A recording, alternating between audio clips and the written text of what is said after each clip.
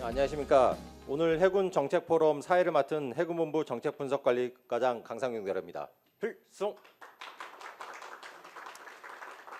이번 해군 정책포럼은 외교, 안보 분야의 여러 전문가들을 모시고 K-해양강국 구현을 향한 기회와 도전이라는 주제로 해군의 발전 방향을 논의하기에 마련됐습니다. 그럼 지금부터 해군 정책포럼을 시작하도록 하겠습니다. 먼저 오늘 자장을 맡아주실 이상환 교수님을 소개해드리겠습니다. 이상환 한국외대 교수님은 제64대 한국국제정치학회장을 역임하셨으며 현재 외교부 정책자문위원으로 활동하고 계십니다. 오랜 연구와 풍부한 정책 경험을 바탕으로 오늘 논의가 더욱 깊이 있게 진행될 수 있도록 이끌어 주실 것입니다. 주제 발표자와 토론자는 교수님께서 소개해 주시는 관계로 생략하도록 하겠습니다. 그러면 시간이 없는 관계로 교수님께 마이크를 넘겨드리도록 하겠습니다. 큰 박수로 환영해 주시기 바랍니다.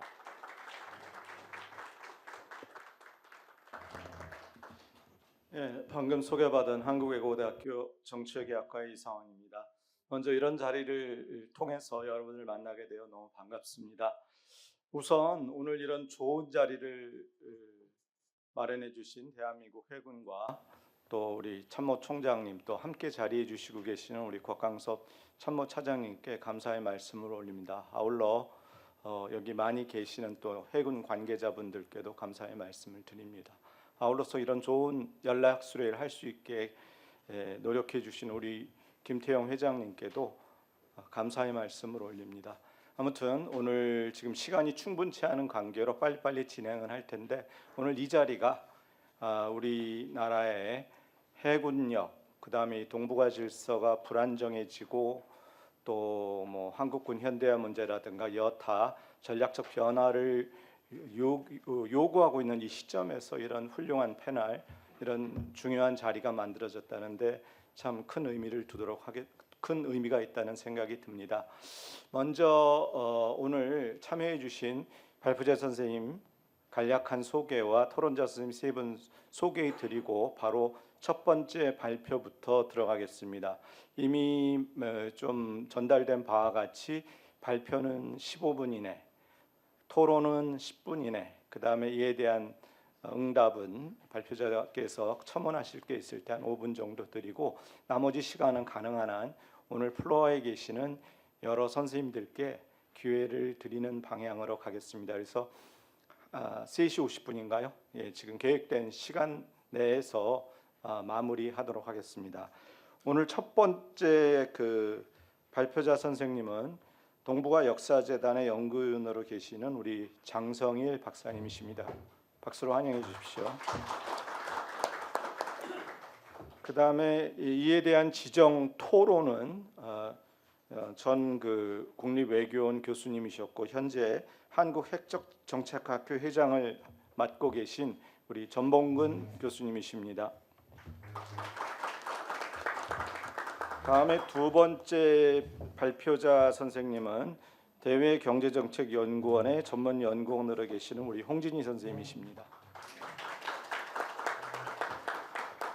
이에 대한 지정 토론자는 서울대학교 조선해양공학과의 이신용 교수님이십니다. 전 대한조선학회장을 맡으셨습니다. 예, 인사드리겠습니다. 다음 세 번째 발표자 선생님은 연세대학교 정치외교학과의 배구열 교수님이십니다. 예, 지금 현재 연대내 통일연구원 부원장을 맡고 계십니다. 그 다음에 이제 세 번째 토론자 선생님은 국방대학교 교수이신 우리 배하경 교수님이십니다. 현재 해군본부 미래해양전센터 전문위원이십니다. 예, 이렇게 해서 지금 해당 분야의 최고의 전문가 선생님인 세 분 교수님과 세 분 또 토론자 선생님들을 모시고 진행을 하도록 하겠습니다. 그래서 지금 한 분 발표하고 바로 토론하는 것보다 제 생각에 시간 절약을 위해서 세 분 먼저 발표를 듣고 세 분 또 토론 듣고 나서 해야지 좀 시간의 운영의 묘가 있을 것 같습니다. 예, 그렇게 진행을 하도록 하겠습니다. 먼저 장성일 박사님께 바로 그냥 부탁을 드리도록 하겠습니다.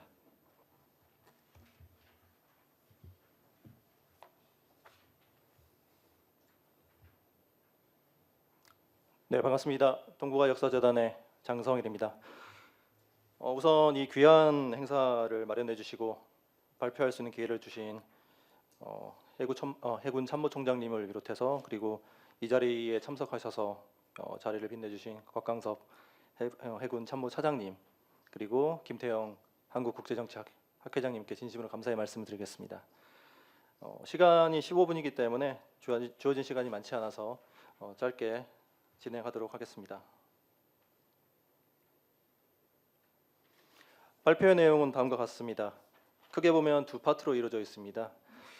첫 번째 파트는 핵추진 잠수함 도입이 가져오게 되는 그런 전략적 가치에 대한 얘기일 테고요. 두 번째는 이 잠수함을 도입하는 그 과정에서 고려해야 될 국제정치적 시사점입니다. 참고로 말씀드리면 저는 군인도 아니고 기술자도 아니고 국제정치학자입니다. 그렇기 때문에 국제정치학자로서 이 핵추진 잠수함 도입과 관련된 그런 이슈들 그리고 우리가 고려해야 될 어떤 국제정치학적 고려들, 미국의 외교 전략과 관련된 부분들, 한국의 전략과 관련된 부분들 이런 부분들을 주로 이슈로 말씀드리도록 하겠습니다. 이미 알고 계신 것처럼 핵추진 잠수함 자체를 가지고 있는 국가가 굉장히 적습니다. 굉장히 강한 억지력을 제공하는데요. 이미 한국은 이것이 핵무기의 개발로 가지는 않겠다라는 원칙을 굉장히 분명하게 선을 그었습니다. 일각에서는 그러한 주장이 나오고 있긴 하지만 일단 최근에 대통령께서도 이 부분을 굉장히 명확하게 말씀을 하셨고 그리고 그 최근에 발표된 한미 정상 간의 그 설명 자료에서도 이러한 부분은 이제 명시가 되지 않았기 때문에 일각에서 얘기하는 그러한 핵무기 자체 무장이라든지 아니면 이 핵추진 잠수함에 핵무기를 탑재하는 그 방안에 대해서는 우리가 어떤 그 목표로 설정하고 있지 않다라는 것입니다. 즉 핵무기를 탑재하지 않는 그런 핵추진 잠수함을 만든다는 원칙에 대해서 합의를 했고 여기에 대해서도 미국의 국방장관, 전쟁부 장관도 적극적으로 지원할 것임을 시사를 했습니다. 굉장히 다행스러운 것은 이기 트럼프 행정부가 시작하는 첫 번째 해에서 이 부분이 그 논의가 되었고 미국의 대통령께서 적극적인 지지 의사를 표시했기 때문에 그리고 한국에서도 행정부가 출범한 지 얼마 안 됐기 때문에 굉장히 강한 모멘텀을 가지고 추진이 될 가능성이 굉장히 높다라는 부분이 매우 고무적인 것이라고 생각합니다. 또 하나 중요한 부분은 11월 13일에 좀 뒤늦게 미국의 백악관에서 이와 관련된 설명 자료를 공개했는데요. 그 중에서 핵추진 잠수함 관련된 일정 부분들 내용들이 들어가 있는데요. 다들 아시겠지만 그 한미동맹 현대화에 대한 부분도 들어가 있고요. 이게 어떻게 연결이 되느냐는 이따 설명드릴 부분하고 또 연결이 됩니다.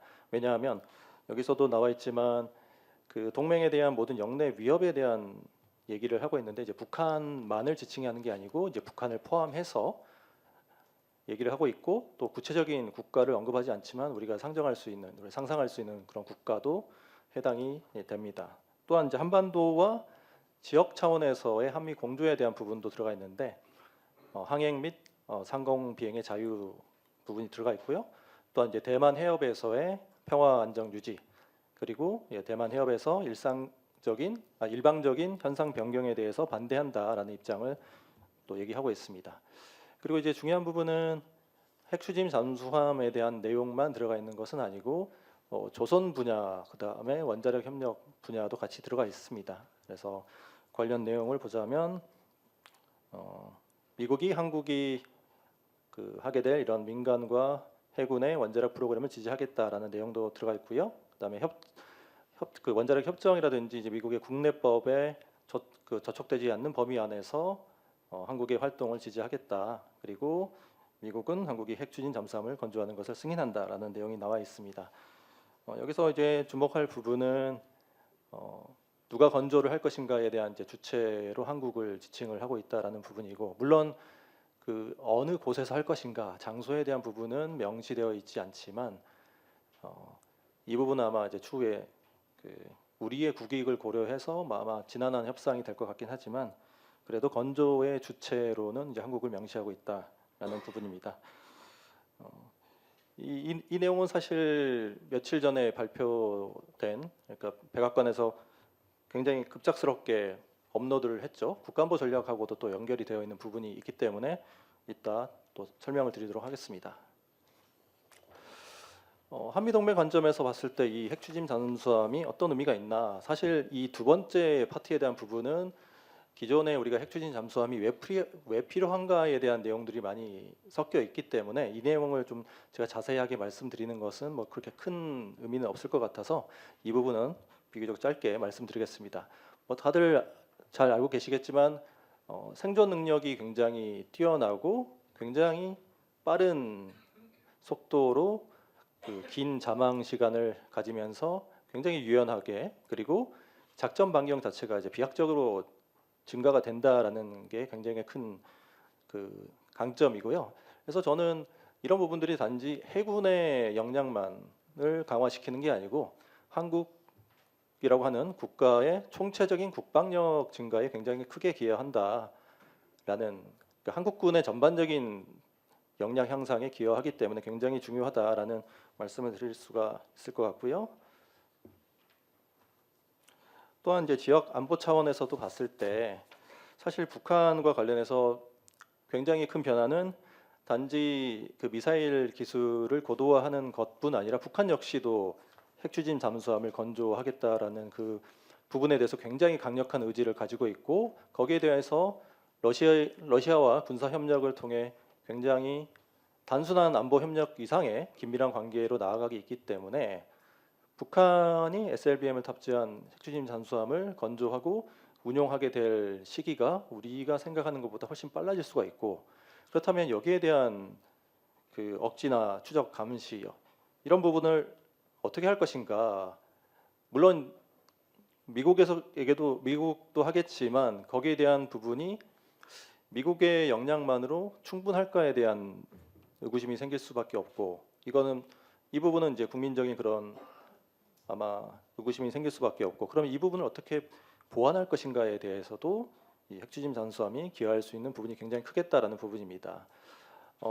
그리고 그 12월 초에 발표가 되었지만 실제로는 이제 11월 달에 작성이 완료된 미국의 새로운 국가안보 전략을 보더라도 이 미국이 하게 될 그런 역할에 대해서 한국이 해상교통로 안보라든지 지역의 평화, 그 해양안보 차원의 어떤 기여를 할 수 있는 부분들이 굉장히 많이 나와 있기 때문에 앞으로 미국 정부든 아니면 미국의 의회를 대상으로 설득하는 그리고 협상하는 과정에서 어떻게 보면 이 국가안보 전략에서 그 기술한 이런 부분들이 우리의 어떤 논리를 또 뒷받침해주는 좋은 근거가 될 수 있다라는 생각이 듭니다. 아울러서 한국이 발표한 인도태평양 전략 관련해서도 이 핵추진 잠수함이 기여할 수 있는 바가 굉장히 크다라고 생각하고요.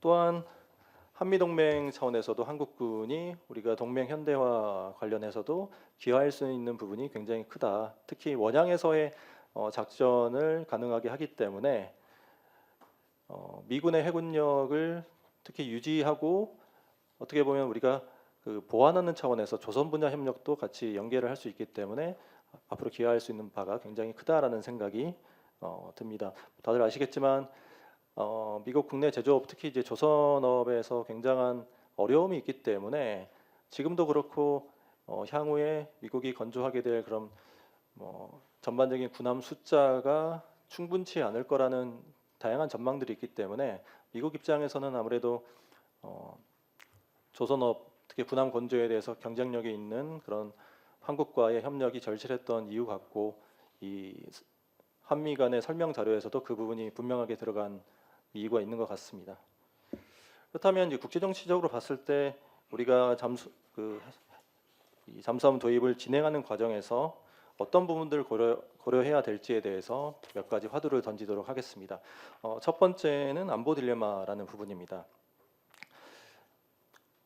한국 입장에서는 우리가 핵추진 잠수함을 도입한다는 것은 단지 거기에 핵무기를 탑재하겠다 아니면 우리가 핵으로 무장한 그런 국가가 되겠다 그런 차원이 아니고 사실 북한을 염두에 둔 북한에 대한 억지력을 강화시키고 북한이 사실 그 SLBM, ICBM을 통해서 그리고 이제 핵추진 잠수함을 통해서 전력을 강화하고 있는 상황에서 우리가 어떻게 억제하고 대응할 수 있을까 그런 차원에서 우리는 즉 한국의 안보를 위한 방위적인 그러니까 방어적인 차원에서 우리가 이런 주장을 하고 있고 시도를 하고 있으나 과연 이게 주변 국가들 국제사회에서 그런 방어적인 차원에서만 인식이 될 것인가는 그렇지가 않다는 게 첫 번째 문제입니다. 즉 우리 한국 입장에서는 방어적인 차원에서 이런 우리의 국방력을 강화하려는 노력을 하고 있지만 이러한 노력조차도 주변 국가는 자신을 염두에 둔 그러니까 지금은 아니겠지만 향후에 자신을 대상으로 한 자신을 염두에 둔 어떤 미래적인 차원에서 그런 공격력을 강화하고자 하는 그런 시도로 인식이 될 수 있다라는 그런 오인의 문제가 발생합니다. 대표적인 국제정치학자인 로버트 저비스도 이런 얘기를 하면서 안보 딜레마라고 표현했는데요. 즉 그 국제정치에서는 어떤 그 국제법을 강제하거나 조정할 수 있는 그런 장치가 없기 때문에 특정 국가의 의도에 대해서 온전하게 우리가 투명하게 이해하기 어렵다라는 것이죠. 그 국가가 방어적인 차원에서 어떤 시도를 하더라도 그게 진짜 자국을 방어하기 위한 목적만 있는 것인지 아니면 언젠가 나를 공격할 수도 있는 그런 이중 용도로 그것을 사용하기 위해서 만든 건지에 대한 분명한 그 투명한 목적을 알기가 어렵기 때문에 이 안보 딜레마가 발생한다는 것이고 앞으로 우리가 이 핵추진 잠수함을 건조하고 운영하고 이 부분을 이제 논의하는 과정에서도 충분히 뭐 특정 국가를 거론하기는 좀 적절하지 않다라고 생각하지만 그러한 국가들이 한국의 시도를 굉장히 공격적인 의도로 받아들일 가능성이 매우 있다라는 것이고 우리가 이것을 진행하는 과정에서 그 국가들이 한국의 의도를 오인하지 않도록 끊임없이 설득하고 설명하는 그런 외교적 차원의 노력이 굉장히 중요하다라는 것입니다. 아울러서 이 자산을 우리가 독자적으로 또는 한미가 공조해서 구체적으로 어떻게 활용할 것인가에 대한 그런 전략적인 목표를 좀 분명하게 제시할 아니면 분명하게 좀 논의할 필요가 있다라는 것입니다. 북한뿐 아니라 북한을 포함해서 다른 어떤 대상을 우리가 염두에 둔다면 그 대상이 이제 국가 행위자뿐 아니라 비국가 행위자도 될 수가 있을 텐데요.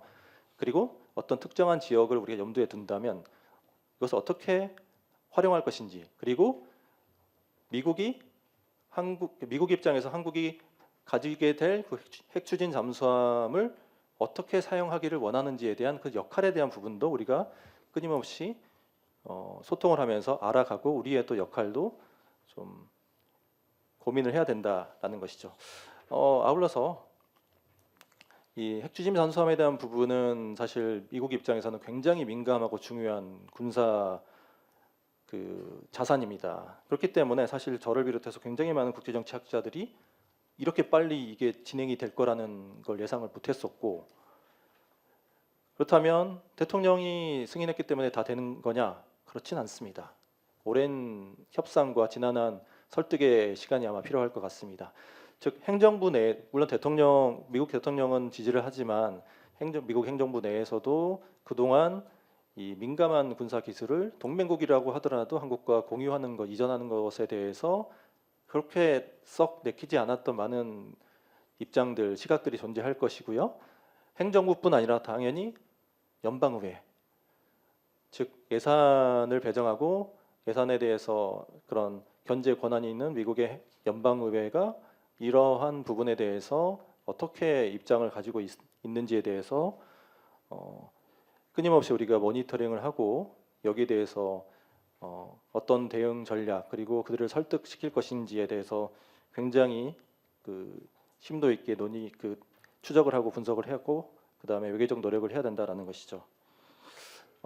이제 시간이 얼마 없기 때문에 이제 마지막으로 말씀드리고 싶은 부분은 뭐 한국 대통령께서도 말씀하셨고 이미 그 한미 간에도 분명히 밝히긴 했지만 이 과정에서 한국이 핵무기를 가질 수 있다라는 것에 대한 그런 우려는 계속 나올 겁니다. 뭐 핵무기를 가지려고 하는 거 아니냐라는 그런 부분들이라든지 그렇기 때문에 우리가 이제 한국이 국내적으로 핵을 가져야 된다라는 그런 주장도 계속 나오고 있고 또한 핵 추진 잠수함에 핵무기를 탑재해야 된다는 그런 주장들도 계속 나오고 있는 상황 속에서 이러한 주장들이 그 어떤 힘을 얻거나 아니면 굉장히 확산이 되거나 그랬을 때 이런 부분들이 과연 미국 정부나 미국 연방의회 그리고 미국의 어떤 전문가 집단 입장에서 봤을 때 과연 좋은 시그널을 줄 것인가 거기에 대해서는 조금 부담스러운 부분이 있습니다. 그래서 이 핵추진 잠수함 도입과 건설 그리고 여러 가지 협상을 진행하는 과정에서 이러한 논의들이 우리가 애초에 생각했던 그런 목적을 벗어나지 않도록 굉장히 신중하게 관리할 필요가 있다라는 것이죠. 또 제가 발표 슬라이드에는 넣지 못했지만 아울러 일본 역시 핵추진 잠수함을 도입하고자 분명히 할 텐데요. 그렇다면 여기에 대해서 우리는 어떻게 생각하는가? 일본과 그러면 핵추진 잠수함 도입 관련해서 한국은 군사적으로 협력할 그런 부분에 대해서는 어떻게 생각하고 있나? 한일 간의 협력 또는 한미일 간의 협력에 대한 그런 부분들에 대해서도 좀 고민을 하는 게 필요하지 않을까라는 생각이 들었습니다. 일단 시간이 다 지났기 때문에 저희 발표는 여기까지 하고 마치도록 하겠습니다. 감사합니다. 장성일 박사님 감사드립니다. 좀 추가적인 건 나중에 토론 과정에서 좀 보완해 주시면 될 것 같습니다. 과연 이제 핵추진 잠수함 관련한 한미 정상회담에 그 추후적인 게 어떻게 될지 아직은 잘 모르기 때문에 뭐 얼마 전에 양국에서 건조한다는 얘기도 있고 여러 가지가 있는데 구체화된 거를 이제 봐야지 우리가 좀 판단을 좀 할 수 있을 것 같지만 아무튼 좋은 기회에 좋은 결과가 있었으면 합니다. 갑자기 얼마 전에 그 Foreign Affairs에 그 기고했던 글이 생각이 나는데요. 저 외국 학자가요. 지금 문제가 왜 생겼느냐? 중국, 러시아는 대륙 세력이고 미국은 해양 세력인데 여태까지는 대륙 세력이 해양으로 나오는 걸 미국이 막는 역할만 했는데 트럼프는 공세적이라서 트럼프는 대륙을 탐하고 있다 지금. 그린란드도 덴마크한테 팔라고 그러고 캐나다는 51개주로 들어오라고 그러고 파나마 운하 반납하라고 그러고 물론 외교적인 수사일 수도 있지만 바로 그러한 모습이 좀 불안정해지는 국제 질서와 연관이 있는 거 아니냐 이런 얘기를 하면서 또 한편으로는 또 미국의 전략 속에서 우리가 한 부분을 맡는 게 동북아에 있어서의 그런 북한, 중국을 해양으로 나오는 거를 어느 정도 억제할 수 있는 그런 부분, 뭐 여러 가지가 복합적으로 걸린 것 같습니다. 그래서 대륙 세력과 해양 세력이 갖고 있는 그 성격에 관한 얘기를 그 Foreign Affairs 글에서 최근 한 몇 달 된 것 같네요. 썼는데 참 흥미있게 읽었습니다. 장성일 박사님 발표를 들으면서 그 생각이 나서 한번 첨언을 했습니다. 자, 다음 두 번째 발표는 한미 조선업 협력이 한국 외교 경제에 미치는 영향이라는 주제로 대외경제정책연구원 전문 연구원이신 홍진희 선생님께서 발표를 해주시겠습니다. 부탁드립니다. 네, 안녕하세요. 저는 대외경제정책연구원 홍진희라고 합니다. 먼저 이렇게 귀한 자리에 초청해 주셔서 감사합니다. 저희 연구원에서는 이제 저는 경제안보팀에 소속되어 있고요. 경제안보 관련 이슈들을 이제 주로 연구조사하는 과정에서 최근에 이제 조선업 관련해서 주요 이슈로 이제 떠오르고 있어서 저희 연구원에서 이제 제가 조선업 연구를 담당하고 있습니다. 오늘은 이제 여러분들과 함께 최근 한미 간 조선 협력이 어떤 배경에서 추진되고 있고 이 협력이 한국의 외교 경제 분야에서 어떠한 영향을 미치는지 함께 살펴보고자 합니다. 네, 제가 준비한 내용은 먼저 글로벌 조선업 동향에 대해서 살펴보고 한미 조선업 협력의 이제 두 주체 국가인 미국과 한국의 조선업 동향에 대해 살펴보려고 합니다. 그리고 이런 양국 간의 협력이 어떻게 추진되어 있고 어떤 방향으로 진행되고 있고 이게 우리나라에 어떠한 영향을 끼치고 있는지 경제적 분야나 외교 안보 분야에 대해서 말씀드리고자 합니다. 이러한 영향들이 결국에는 우리에게 긍정적인 효과를 줄 수도 있지만 또한 이제 도전 과제로 다가올 수도 있기 때문에 그런 분야도 한번 살펴보고 이제 발표를 마칠 예정입니다. 먼저 글로벌 조선업 동향에 대해 말씀드리겠습니다.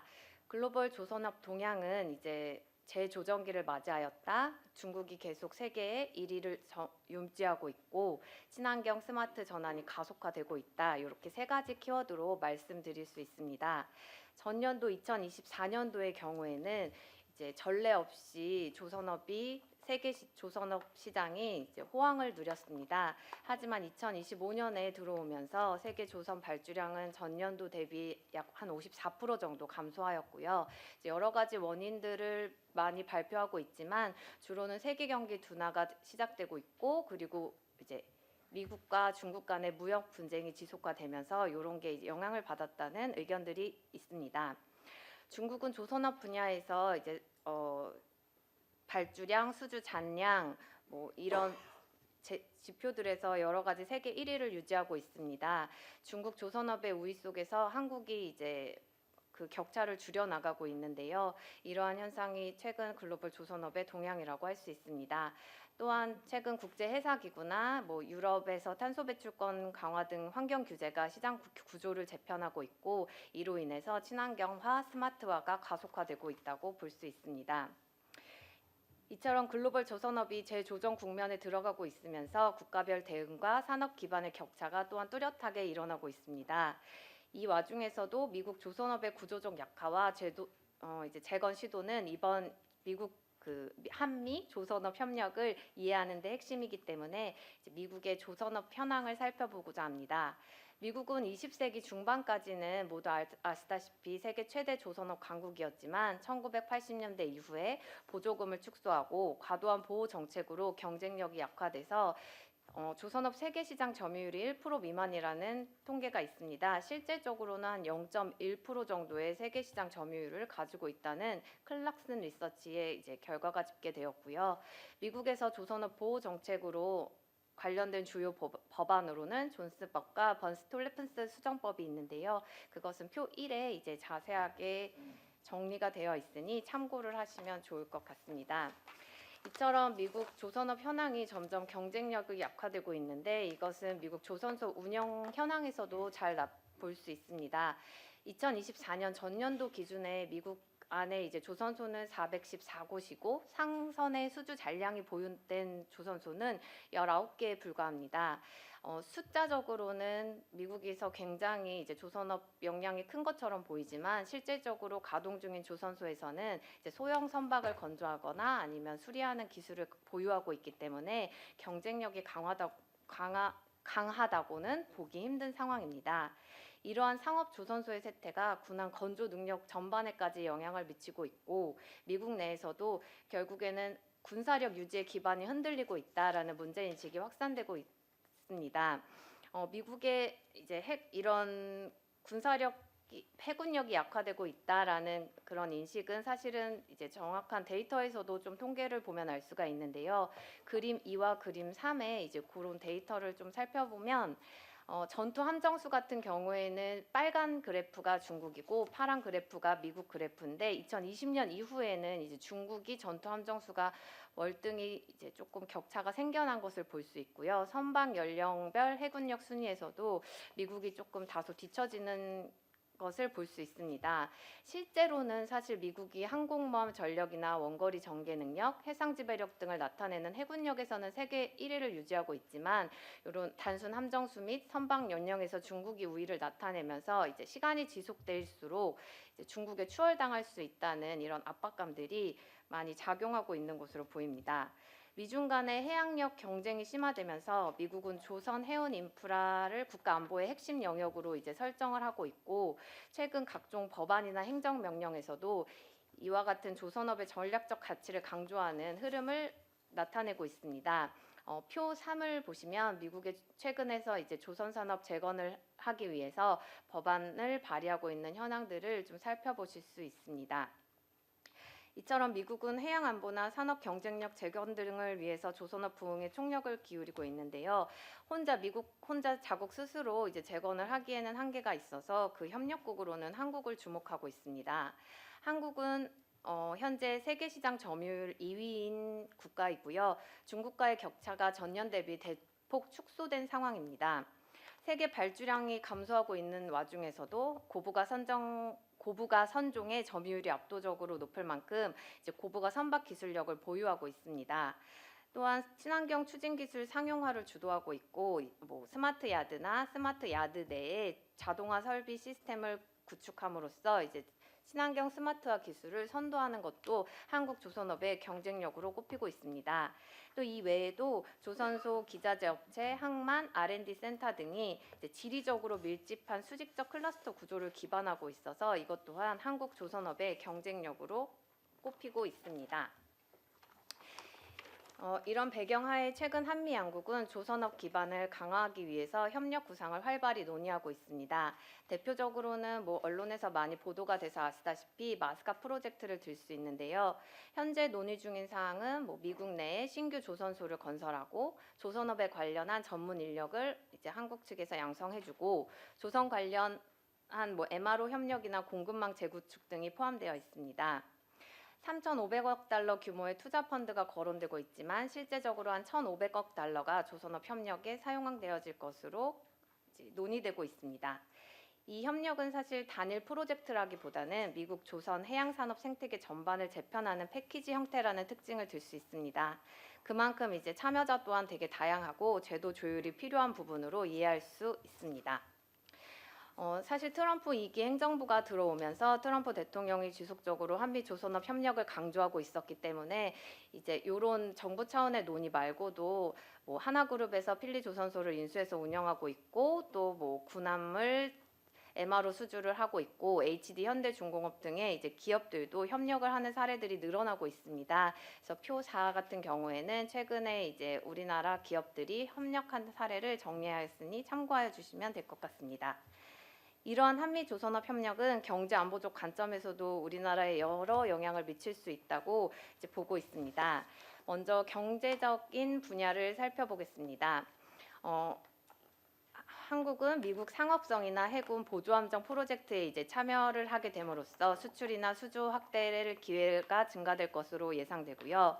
또 하나 MRO나 모듈 제작 등의 비교적 한국이 경쟁력이 있는 확실한 영역을 중심으로 이제 국내 생산이나 투자가 확대될 것으로 보입니다. 조선업은 다른 산업과 마찬가지로 전방 산업과 후방 산업이 밀접하게 연계되어 잘 운영되고 있는데요. 특히 이런 마스가 프로젝트가 본격적으로 시행되면 철강, 기자재, 물류, 금융 등의 연관 산업에도 이제 긍정적인 파급 효과가 있을 것으로 예상하고 있습니다. 앞서 말씀드린 바와 같이 하나오션이나 HD 현대중공업 등 국내 조선업계가 미국 함정 유지 보수 시장에 진출하면서 소기의 성과를 거두고 있었습니다. 특히 하나오션은 미 해군 군수 지원함 월리 슈라호를 이제 한 6개월 만에 정비를 마치고 성공적으로 출항을 했는데요. 이런 것들이 주요 사례로 언급되면서 결국에는 이제 한국 조선업의 브랜드 가치가 상승되고 이것이 한미 조선업 협력 이외에도 국제 사회에 이제 조금 경쟁력을 향상할 수 있는 이제 좋은 긍정적인 영향이 될 것으로 판단하고 있으며 또한 한미 해양 방산 협력의 중요한 전환점이 될 것으로도 기대하고 있습니다. 사실 경제적인 부분은 협력 구조나 투자 규모 그리고 규제 완화 수준에 따라서 달라지는 변수적인 영역들이 굉장히 많아서 딱 어떻다라는 정해진 결론보다는 가능성도 있고 불확실성도 있다라는 이런 공존하는 그런 전제로 좀 지속적으로 살펴보고 대비해야 될 필요가 있다고 생각합니다. 다음으로는 외교 안보 분야에 대해 어떠한 영향을 끼칠 수 있는지 살펴보겠습니다. 외교 안보 분야에서는 조선업 협력이 미군의 해군력, 해양 전력 강화라는 큰 구조에서 등장했다는 것을 주목할 필요가 있습니다. 조선업은 군함 건조, 해양력 투사, 해상물류 인프라 등 안보랑 직접적인 연결된 분야들이 되게 많기 때문에 이 영역에서의 협력은 단순한 이제 산업 협력이라고 보기보다는 동맹 기반의 전략적 조율이라는 의미도 함께 갖고 있습니다. 한국의 입장에서는 이런 협력들이 외교적이나 경제적 공간을 넓히는 데 계기가 될 수 있지만 동시에 중국과의 산업 관계나 공급망 관계도 고려해야 하는 만큼 균형적인 접근이 좀 필요한 것으로 보고 있습니다. 한미 조선업 협력에는 앞서 이제 주로 영향들에는 긍정적인 요소들을 많이 말씀드렸습니다. 한미 조선업 협력에는 이처럼 긍정적인 여러 기회나 영향들이 있지만 여전히 적지 않은 도전 요소가 존재한다는 한다고 생각합니다. 예를 들어 뭐 미국의 보호무역 정책이나 바이 아메리칸 규정, 뭐 군사기술 규제, 외국 기업 심사 강화 등 그리고 미국에서는 우리나라만큼 인건비나 뭐 이런 비용 구조가 높기 때문에 뭐 이런 요소들이 결국에는 우리나라의 도전 과제가 될 것으로 판단하는데요. 이러한 요소들이 협력의 속도와 범위를 제한할 수 있기 때문에 단기간에 어떠한 상황을 해결한다는 의지나 뭐 이런 생각보다는 협력 구조를 어떻게 설계하느냐에 따라서 완화되는 정도가 달라질 가능성이 크다고 생각합니다. 정리하면 한미 조선업 협력은 글로벌 조선업이 재조정되는 시기에 미국이 이제 전략적 필요와 우리나라의 조선업 역량이 함께 만나는 지점에서 등장했습니다. 이 협력이 산업적 외교적 효과를 낳을 가능성은 분명히 존재하지만 동시에 제도나 정치, 비용, 안보 규제 등이 여러 가지 제약 요인도 함께 존재한다고 생각합니다. 따라서 지금 단계에서 어떻게 준비해야 한다, 어떤 방향으로 가야 한다라는 단전적 전망을 하기보다는 여러 선택지나 시나리오를 두고 협력의 틀을 어떻게 설계해야 하는가가 가장 중요한 과제라고 생각합니다. 이상 발표를 마치겠습니다.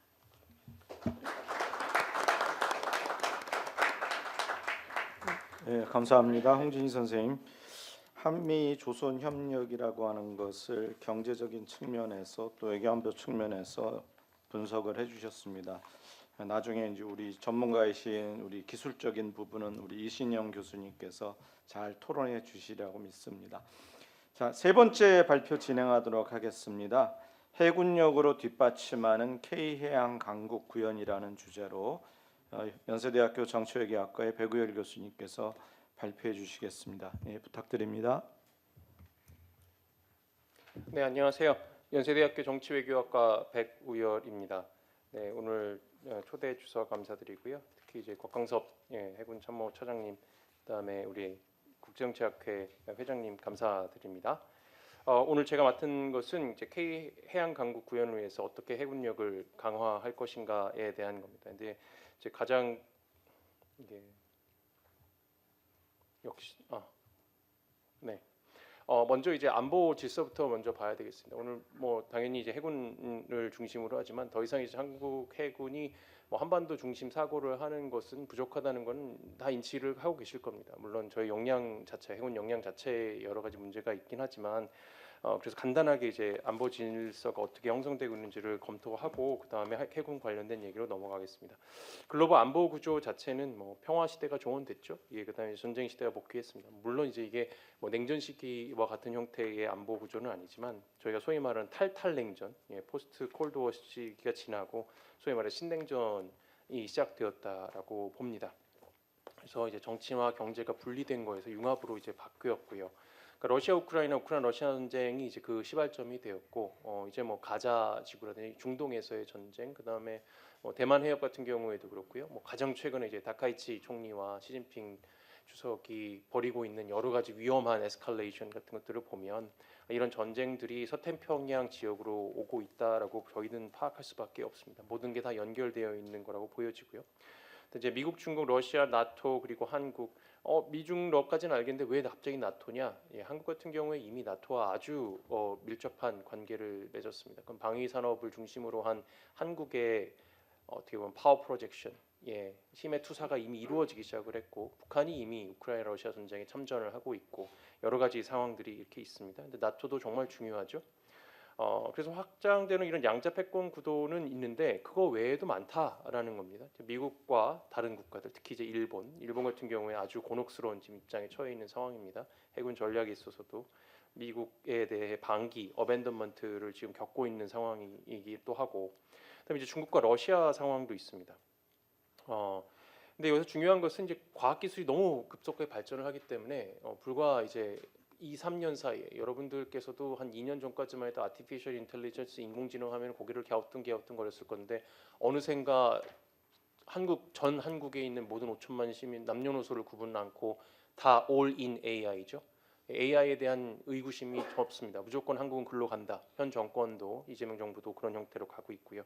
근데 이제 그건 맞는 방향이라고 일단은 봅니다. 근데 이제 인공지능, 로보틱스, 이제 피지컬 AI죠. 합성 생물학까지 이런 것들이 급속도로 하면서 이제 미국하고 중국하고 경쟁하는거나 거기에 나토, 일본이 다 같이 들어가는 것들이 얽혀 들어가고 있습니다. 그래서 한국하고 북한도 이런 형태에 있어서 글로벌 안보의 주요 행위자로서 진화하고 있다라고 보여지는 거죠. 컨버전스 현상을 조금 봐야 합니다. 그러니까 글로벌 컨버전스에서도 지역과 영역이 있는데 인도태평양 지역과 유럽 대서양 지역이 이제 컨버전스를 보이고 있습니다. 나토 IP4 정상회담뿐만 아니라 이번에 아까 방금 말씀드렸듯이 이제 한국과 북한 같은 경우에도 있고 조금 이따 설명을 드리겠습니다만 뭐 예를 들면 프랑스 마크롱 대통령 지난주에 이제 중국 방문을 했었었는데 이번 주인가요? 네. 샹그릴라에서 대중국 북한 경고를 했죠. 북한의 파병을 멈추지 않으면 어떤 형태로든지 프랑스와 나토가 인도태평양 지역에 개입을 하겠다. 이런 형태의 경고가 나오고 미국의 동맹 체제 약화하면서 서구 주요국들 서구라고 하면은 어떻게 보면 한국하고 일본도 포함이 되죠. 이런 것들이 이제 공동으로 대응하는 이런 형태가 돼서 컨버전스 현상이 벌어집니다. 가장 중요한 컨버전스에서 보여지는 것은 이제 그 한국하고 북한입니다. 근데 한국 같은 경우에 이제 대중동 북유럽 방산 수출 있죠. 이번에 뭐 폴란드 오카 프로젝트가 안 돼서 좀 아쉽기는 하지만 어떤 형태로든지 많이 이제 한국에 무기가 들어가고 있고요. 네, 한국 무기 없이는 이 전쟁 수행이 많이 어려울 겁니다. 만약에 우크라이나 전쟁이 끝나고 뭐 발틱이나 아니면 폴란드의 침공 상황이 벌어지면 어려울 겁니다.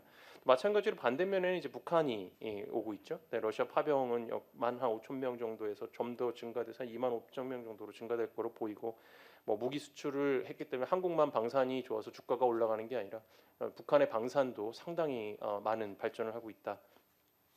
자, 이런 것들이 이 안보 영역에서도 군사 영역, 경제 영역, 과학 기술 영역, 심지어는 정치 체제, 폴리티컬 리즘 영역까지도 가 있고요. 한국은 이미 이제 이 컨버전스에서 전위 부대 역할을 하고 있다고 봅니다. 2025년 한국 해군은 이러한 맥락에서 이중적인 딜레마를 갖고 있습니다. 뭐냐면 미국 인태사령부 같은 경우에 이제 중국을 억제하기 위해서 한국의 서태평 역할을 강조하고 있죠. 뭐 동아시아에서 해군은 일본, 그러니까 육군은 한국, 뭐 이런 형태의 분업 구조가 미국이 갖고 있는 전략적인 구도 자체가 이제 끝났고 주한미군 브런슨 사령관이 이스턴 맵, 제가 지금 보여드리는 이 맵이죠. 이건 뭐 여기 계신 분들은 다 보셨을 거라고 생각합니다. 뭐 기본적인 거니까요. 근데 여기에서 이 구도상으로 보게 되면은 가장 먼저 뭐가 보이냐면은 이제 그 한국하고 뭐 서울, 도쿄, 필립, 마닐라죠. 이 삼각구도를 처음에 가장 먼저 보실 수가 있고 그 다음에 여기에 재밌는 건 울란바타라고 하노이까지 들어가 있습니다. 자, 이거는 이제 조그마한 삼각형 한일필가 하고 그다음에 여기에 이제 궁극적으로는 베트남까지 하고 몽골리아까지 포함한다는 이런 형태의 구도를 명확하게 보여주고 있죠. 자, 이거를 보는 중국의 입장에서는 어떠실지는 충분히 이해가 가고 그다음에 미국 입장에서 현재 도널드 트럼프 대통령이 조금 저희가 판단하기 어려운 형태의 전략적 행동을 하고 있긴 하지만 전술적 행동을 하고 있긴 하지만 근본적으로 어떤 역할을 한국에 요구하는지 뭐 명확하게 보입니다. 여기에서 이걸 딱 보면서 생각하는 건 육군이 아니라 바로 뭐 해군 생각밖에 나지 않죠. 네, 이게 이제 가장 핵심적인 파트라고 생각을 합니다. 이러한 형태의 글로벌 안보 구조가 변화하고 있는데 일본도 역시 이제 다음 달에 이제 이재명 대통령이 이제 그 중국 일본 나고야 먼저 방문을 정상회담하고 그다음에 중국 방문해서 정상회담을 하게 될 텐데 일본도 마찬가지로 저희한테 암묵적으로는 이런 역할을 하고 요구를 하고 있습니다. 근데 이제 한국 해군은 뭐 여전히 연안 해군이죠. 브라운 워터 네이비라고 볼 수 없습니다. 뭐 여기 자부심이 있으신 분들, 뭐 청해부대에 갔다 오신 분들도 있고 그러실 텐데 여전히 브라운 워터고 최소한 일본 수준의 이 지역 해군 그린 워터나 아니면 블루 워터까지 갈 수 있다면 좋겠지만 최소한 지역 해군 정도까지는 상승을 해야 하는 상황입니다. 근데 이렇게 요구가 그 증가하는 추세인데도 불구하고 저희 그 해군 역량을 유지하는 건 상당히 어렵게 지금 되어 있습니다. 뭐 병력 감소나 수준 저하는 뭐 여기 일선에 계신 지휘관분들은 다 아시고 계실 거고 솔직히 입 밖으로 내시기가 어려운 상황이지만 알 사람들은 다 아는 상황이고요. 계속 내려가고 그다음에 뭐 2, 3년 정도 있으면은 아마 작전이 어려운 함정들이 계속 나오게 될 거라고 저희는 보여집니다. 그다음에 첨단 무기 체제는 뭐 계속 되고는 있으나 여러 가지로 이제 조금 더 제가 더 말씀을 드리겠지만 뭐 KDX 사업도 그렇고 뭐 이제 아까 말씀하신 이제 핵추진 잠수함 같은 경우는 SSN 같은 경우에도 이제 엄청나게 큰 부담으로 오게 될 거라서 이게 그냥 단순하게 이게 그 장밋빛 미래만을 해서 해군이 해양 강국이 되고 이렇게 쉽게 얘기는 할 수는 없습니다. 잠깐 그 저기 한국의 글로벌 경제 군사적 위상에 대해서 조금 말씀드리면서 해군과 연결을 한번 지어보겠습니다. 무역 의존도는 향후 변화가 없습니다. 제가 뭐 피크 코리아라고 책을 써서 냈는데 아무리 살펴봐도 한국은 한국 경제 산업적 영역에 있어서 방법이 없습니다. 그냥 무조건 무역을 해야 되는 거고요. 근데 여기에 주요 해상로 같은 경우에는 중국 해군력 확장 이번에 뭐 디귿자로 해서 오키나와상에서 가서 아주 뭐 레이저까지 조준까지 하고 이 상황은 아마 뭐 일본한테도 오겠지만 한국한테는 또 계속 올 거고요. 근데 이런 상황에서 지적 충돌 가능성도 상당히 높다고 앞으로 계속 높아질 거라고 보고요. 단순하게 뭐 서해에 있는 그 연어 양식 구조물 정도의 문제가 아니라고 저는 생각합니다. 그런데 또 동시에 이제 우리 일본 케이스에서 지금 보고 있듯이 그 타국 해군 미국군이나 아니면 일본군에게 해상 자위대나 아니면 칠함대에게 100% 의존하는 것도 불가합니다. 그래서 평시나 유사시의 상선 보호 작전 필요성이 아마 급증할 것으로 보여집니다. 그러면 더 나가야 되는 거죠. 게다가 이제 저도 뭐 국방부와 함께 뭐 여기 참모 차장님과 함께 여러 가지 그 방산과 관련된 활동을 했었었는데 확대가 되고 있습니다. 해군력 기반 수상함 잠수함 수출 이제 증가하고 있죠. 뭐 제가 좀 이따 말씀드렸지만 이제 캐나다 사업이 제일 중요한데 이런 것들을 계속 수출이 증가하다 보면 해군과 해병대의 해외 투사 수요도 상당히 증가할 수밖에 없습니다. 왜냐하면 기본적으로 운용하는 역량을 전수를 해줘야 되고 그 다음에 여기에 관련된 엔지니어들과 보급도 이루어져야 되기 때문에 이런 것들이 확정이 되는 거죠. 그 다음에 아까 잘 설명해 주셨듯이 핵추진 잠수함 SSN 관련된 것. 그래서 이게 한국의 국가 전략 수준에서 이제 다뤄져야 될 내용입니다. 그러니까 해군이 얘기할 때 그냥 한반도상에서의 특히 뭐 NLL 중심으로 벌어지고 있는 그런 정도의 그 작전 계획 정도가 아니라 한국의 국가 전략 자체를 바꿔야 되는 상황이 군사 전략도 그래서 작전제 재수립이 이제 시작되어야 된다라고 저는 보고 있습니다. 그러나 이제 2025년 해군의 현실은 특히 이제 전력 성장 가능성이나 지속 가능성에 있어서 아까 간단하게 말씀을 드렸듯이 수병이 충원하는 것에 불과한 수준이 왔고요. 이미 이제 간부함의 실험들이 이제 계속되고 있고 앞으로 더 확장될 거라고 봅니다. 물론 멈티 맨언맨 스티밍이 이제 올 거기 때문에 그 사이에 약 한 5년에서 10년 정도 되는 기간이 아주 어려울 상황이고 전면전이 벌어졌을 때 문제가 크겠죠. 그다음에 뭐 초급 장교 부사관 조기 전역하는 건 저도 이제 이것을 국방부랑 리서치를 하면서 정말 이렇게까지 특히 이제 이함대의 상황, 1함대도 뭐 물론 힘들지만 이함대 상황을 너무나 잘 봤기 때문에 전역할 수밖에 없겠더라고요. 그러니까 이 상황을 어떻게 할 것이냐, 캐즘 현상. 차세대 구축함도 뭐 계속 양사가 싸우고 있기 때문에 계속 지연되고 있는 것, 뭐 어느 정도 선에서는 오긴 하겠지만 이게 정말 중요한데 KDDX가. 멈티 같은 경우에도 마찬가지로 멈티 위주로 해서 뭐 항공모함이라고 하는 개념, 경항모 개념이 이제 바뀌었기 때문에 그렇지만 이거 같은 경우에도 마찬가지로 기술 역량, 그러니까 우리가 ADD 중심으로 해서 뭐 하나오션이라든지 이런 형태로 많이 하고 있는데 그래도 좀 부족합니다. 전략적 역할은 확대되는데 실제 전력은 좀 말씀드리기 그렇지만 하락 추세다라고 말씀을 드립니다. 근데 한반도 중심 이제 이거는 이제 한국 군 차원에서 이루어져야 됩니다. 그러니까 해군이 잘못했다라고 얘기하거나 하기는 어렵습니다. 물론 해군도 문제가 많이 있지만 이거는 전략 개념, 군 전략 개념 자체가 시대착오적이다. 그래서 한반도 중심 대북 국제 전략 갖고는 이제 부족한 상황이고 인도태평양 시대가 왔고요. 이번에 내셔널 스트래티지 시큐리티 스트레치가 발간이 됐습니다. 쇼크 계속 저희는 지금 전략 안보하는 사람들한테는 진짜 쇼크가 너무 큰데.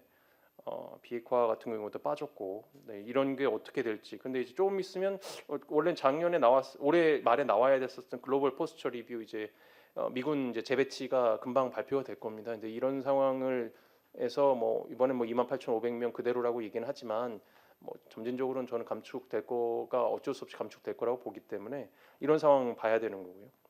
그러니까 한국군 같은 경우에는 ISR을 포함해서 미국, 일본, 나토 정도 수준의 뭐 일본까지 정도 가지면 다행이긴 한데 우주 해양 통합 작전 체계가 이제 구축이 필요한 거죠. 전략 자체가 바뀌는 겁니다. 작전.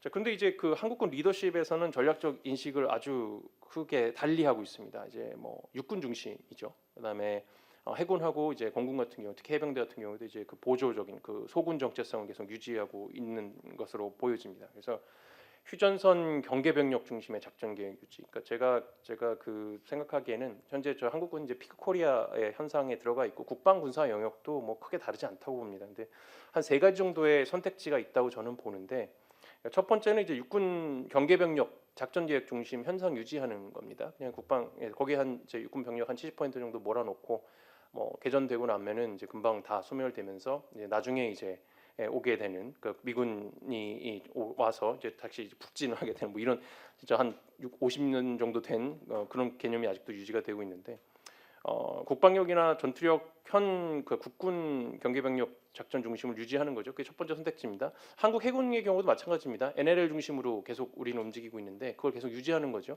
한 치의 땅도 한 치의 그 바다의 것도 뺏길 수 없다. 저는 이건 아주 그 위험한 사고 방식이라고 생각하고 현실적이지 않다.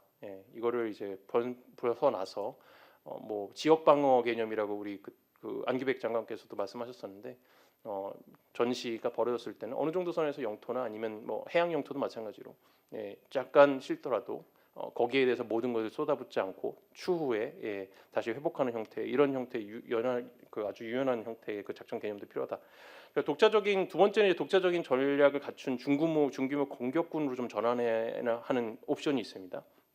육군 경계병력 중심에서 벗어나고 마찬가지로 해군도 NLL 중심에서 벗어나서 새로운 군사 전략 작전 계획을 좀 수립을 하고요. 그러니까 육해공 현재는 제가 비중을 보면 8대 1대 1로 봅니다. 약간 과장해서 조금 이제 그 군사 그 예산 지출 그러니까 무기 체계 예산 관련된 것들은 이제 해군이나 공군이 좀 늘어나고 있기 때문에 그러나 8대 1대 1. 근데 이것이 이제 향후에는 5대 3대 2 육해공 또는 이제 해병까지 포함하면 4대 3대 2대 1 정도로 비중이 변환되어야 된다고 생각을 하고 그러니까 중규모 공격군과 당연히 육군의 중요성이 떨어지는 건 아니기 때문에 상비 예비군 중심으로 미국 형태의 모델이라든지 이런 것들을 찾아야 된다. 그리고 마지막으로 세 번째 옵션. 그러니까 한국을 넘는 글로벌 지역군이 되어야 한다라고 저는 생각합니다. 해군력이 최소한 서태평양 지역의 수사가 돼야 되고 평화유지 파병 또는 방위산업의 글로벌 팽창 이런 것들 특히 이제 군사 연계 협력국들이 증대되어야 한다고 저는 이제 생각을 합니다. 한국의 해군이 이제 주도군으로 전환해야 되는 시도적인 요구가 발생을 했죠. 근데 현재에 있는 한국 군 구조상 이게 쉽지는 않다라고 저는 말씀을 드립니다. 방산 관련된 거 간단하게 조금만 말씀드리겠습니다. 방산 무기 수출 같은 경우는 이미 한국군의 핵심 구성 요소입니다. 이게 제가 국방부와 함께 이 국방 방산 포럼을 무기 수출과 관련된 형태의 지역에 가서 예를 들면 뭐 호주나 아니면 캐나다나 아니면 루마니아 같은 곳에서 이렇게 방산 포럼들을 진행을 해보면 이미 다른 국가들에서는 특히 이제 나토 국가나 주요국들에서 뭐 동남아 국가도 마찬가지입니다만 한국군이라고 하는 것을 무기 체계를 공급할 수 있는 아주 중요한 투사력이 있는 군으로 이미 이해를 하고 있습니다. 그냥 단순하게 장사하는 정도가 아닌 거죠. 그런데 이제 중요한 건 육상 무기 시장이 좀 포화 상태에 이렇습니다. 뭐 어저께 그저께 이제 그 현대로템에서 그 페로에다 K2 그다음에 그 차륜형 장갑차를 많이 한 3조 정도 된다고 하는데 뭐 이 정도 규모 예전에는 대단했겠지만 이제 한국의 이 커진 방산 시장의 그 수출의 규모에 비하면 크진 않습니다. 그래서 그러니까 육상 시장은 이미 포화가 됐고 그래서 폴란드 정도급이나 아니면 지금 사우디 같은 경우에 좀 기대는 하고 있지만 대형 계약의 재발 나타날 가능성은 좀 낮다. 미래 확장은 결국은 항공이나 해군 무기 체계 중심으로 갈 수밖에 없고 특히 이제 해상 플랫폼의 수출 잠재력이 크다. 그래서 캐나다 차기 잠수함 사업에 뭐 처음에 이제 초기 이제 도입 20조에서 한 뭐 MRO까지 하면 60조 정도 되고 남미 그다음에 중동 이런 형태로 가야 된다. 그런데 이 수상함이나 잠수함 수출 같은 경우에는 해군 인력이 반드시 투입되게 되어 있습니다. 이게 이제 해군에게는 아주 큰 의미인데 뭐 병력이 부족하다 문제 정도뿐만 아니라 주요 핵심 그 간부들이 여기에 투입이 돼야 될 상황이 나중에 되는 거고 그다음에 더 요구하는 것은 무기를 판다는 것은 그 수입국이 그 수출국에게 어느 정도 선에서 안보 보장을 받는다는 것과 동일합니다. 미군인 저희가 무기를 엄청나게 사는 거 미군 무기가 좋기 때문에 하지만 미군이 저희를 지켜주기 때문이죠. 가장 기본적인 겁니다. 그거를 이제 한국에게도 요구하기 시작했습니다. 폴란드와 같은 국가들, 캐나다도 요구하고 있고 이런 것들에 있어서 누가 가겠습니까? 해군이 갑니다. 그러니까 이게 이 작전 능력 자체가 글로벌 수준으로 지역적 수준으로 가지 않으면은 방산 산업도 성패가 결정이 된다. 그래서 공군도 마찬가지지만 해군 같은 경우에도 아까 우리 홍진희 의원님께서 말씀하신 조선 산업이 세계적이기 때문에 이런 것들을 해야 된다라고 보여지는 거죠. 전략적 방향성이 완전히 달라지는 겁니다. 저희가 생각하는 것들을 기본하고. 그러니까 마지막으로는 보면 이제 그 전략적 방향 자체가 이제 지역 해군이나 해양 대군 사이 정도로 저는 보여집니다. 이제 당장 뭐 5년 안에 이게 달성되는 건 불가능하고 KDDX가 돼서 구축함에 해서 한 9대에서 9척 또는 이제 정말 운 좋게 우리가 뉴클리어 엔진 서브머린 SSN을 갖다 보유할 수 있게 된다면 그러면 목표 작전 권역은 한반도 연안 정도가 아니라 서태평양, 북태평양 특히 이제 캐나다와의 그 딜이 된다면은 북극해까지 당연히 가야 되겠죠. 그건 발틱까지 간다는 얘기랑 동일합니다. 완전히 저희 해군이 갖고 있는 그런 작전 영역 자체가 완전히 달라지는 거고. 그러니까 이거는 이제 당연히 해양 강국 진화 과정에서 스트래티직 오버스트레치를 피할 수는 없습니다. 완전히 오버스트레치인데 이걸 어떻게 먼저 나간 다음에 한 20년 정도 되는 기간 동안에 메꿀 수 있을까? 이거는 이제 국가 전략 차원에서 이 해군에 관련된 거를 해야 되는 거고 여기에 대한 엄청난 자원이 투자가 돼야 되는 거죠. 그리고 이거는 범국민전 합의가 필요하다. 예, 이거는 그냥 해군이 하겠습니다 하고 할 수 있는 건 전혀 아니다라고 저는 생각이 듭니다. 그래서 글로벌 안보 컨퍼런스가 이렇게 구조가 아주 많이 변했다고 지역적으로도 영역적으로 말씀을 드렸는데요. 저는 한국 국가 전략에서 특히 군사 국방 전략, 그다음 경제 산업 전략에서 특히 방위 산업과 관련된 핵심 행위자는 해군이라고 생각이 들고 글로벌 탑 10이 아니라 탑 5 정도 되는 해군력이 없이는 한국의 해양 강국화나 강대국의 최소 정도 이탈리아나 아니면 뭐 영국까지 가긴 좀 어렵겠지만 프랑스 수준까지 갈 수 있는 건 불가능하다는 걸 보고요. 피크코리아 현상에서 이걸 극복할 수 있는 특히 국방 군사 영역에서 극복할 수 있는 한 수단으로 기능할 수 있다라고 생각합니다. 감사합니다.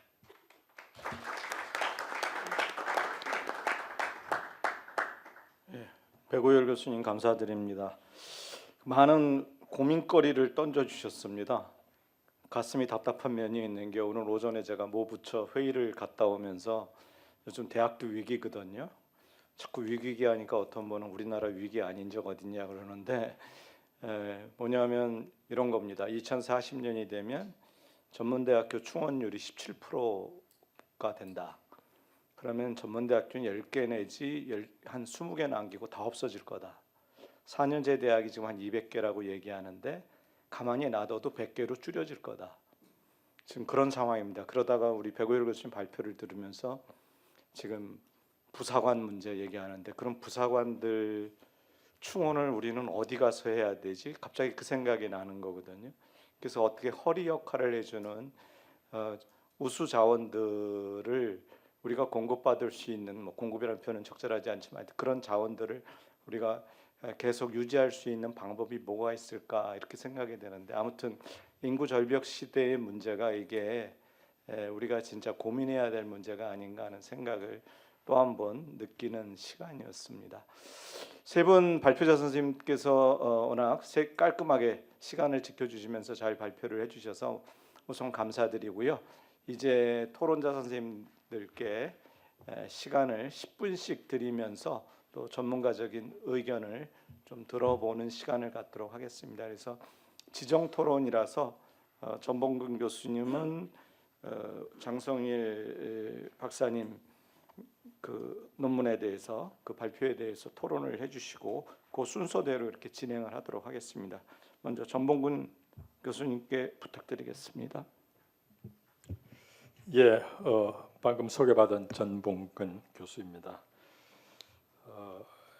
해군과 한국국제정치학회가 이렇게 포럼을 개최하게 된 것을 축하드립니다. 그리고 이 자리에서 저도 같이 의견을 낼 수 있는 기회를 갖게 되어서 아주 기쁘게 생각합니다. 장성일 박사님께서는 뭐 저하고 같이 이제 국제정치학을 연구하고 있고 또 우리 외교안보 전략을 연구하고 있어서 여기 다양한 문제점을 제시한 것에 대해서 저는 뭐 의견을 다 같이 하고 있습니다. 특히 여기에 고려해야 될 사항을 쭉 해놨는데 저는 이건 당연히 충분히 고려돼야 되고 그렇지 않는다면은 이 새로운 프로젝트는 사실 뭐 좌초될 가능성도 있지 않을까 저는 그런 생각을 없지 않아 하고 있습니다. 얼마 전에 코리아 파운데이션과 같이 미국 출장을 갈 일이 있었는데 저도 개인적으로 우리 이재명 대통령께서 우리 저 핵잠am 가져야 되겠고 미국이 해결해 주세요라고 문제 제기하는 것도 너무나 서프라이즈했고, 게다가 또 우리 저 트럼프 대통령께서 그걸 내가 승인하겠다라고 한 것도 저한테는 너무 또 서프라이즈했습니다. 특이한 것은 동의한다거나 지지하는 건 괜찮은데 그걸 왜 승인을 하지라고 하니까 그것도 굉장히 좀 약간 이상한 게 있었습니다. 무엇보다도 제가 볼 때 인사가 하나 빠졌는데, 우리 저 장은지 소령님께서 제 여기 프로필에 제 한 30년 전에 사진을 찾아서 넣어주셔서 아주 감사하다는 말씀을 드립니다. 아주 싱싱하네요, 옛날에는. 저는 국제정치학을 공부하면서 그 중에서 핵 문제를 연구를 하고 있습니다. 원래 저희 주 전공은 북한 핵 문제인데, 우리 국립외교원에 일하면서 한 20년 일하면서 핵을 따로 연구하는 사람이 없어서 저는 핵안보 정상회의, 한미 원자력 협력 협정, 한국의 농축 재처리 문제, 핵 원자력 들어가는 거는 일단 제가 연구를 많이 했고, 그리고 누구보다도 좀 오래 했다고 생각을 합니다. 혹시 북한 핵 문제에 대해서 좀 관심 있으시면 제가 이제 재작년에 쓴 북핵 위기 30년이라는 책을 썼으니까 한번 참고해 보시고요. 그리고 사실 이제 저 핵 잠함에 대해서 제가 좀 제안을 한다면, 우리가 사실은 이게 그냥 잠수함이라면 이런 이야기를 할 필요가 없을 겁니다. 그냥 만들면 되는 거죠. 근데 앞에 핵자가 하나 들어감으로써 모든 그림이 다 달라지는 겁니다. 그것에 대해서는 이제 일반 사람들은 그게 어땠어라고 하지만, 사실 핵자가 하나 들어가면은 안 된다고 하는 사람들이 너무 많아요. 주민들도 내 근처에 오지 마라. 제가 볼 때는 눈에 뻔합니다. 혹시 잠수함 핵자만 만들어 놓으면은 마을 사람들이 나타나서 전부 다 내 근처에 오지 마라고 할 거예요. 그리고 또 주변에 있는 강대국들은 그게 또 뭐라고 하면 안 된다고 그러죠.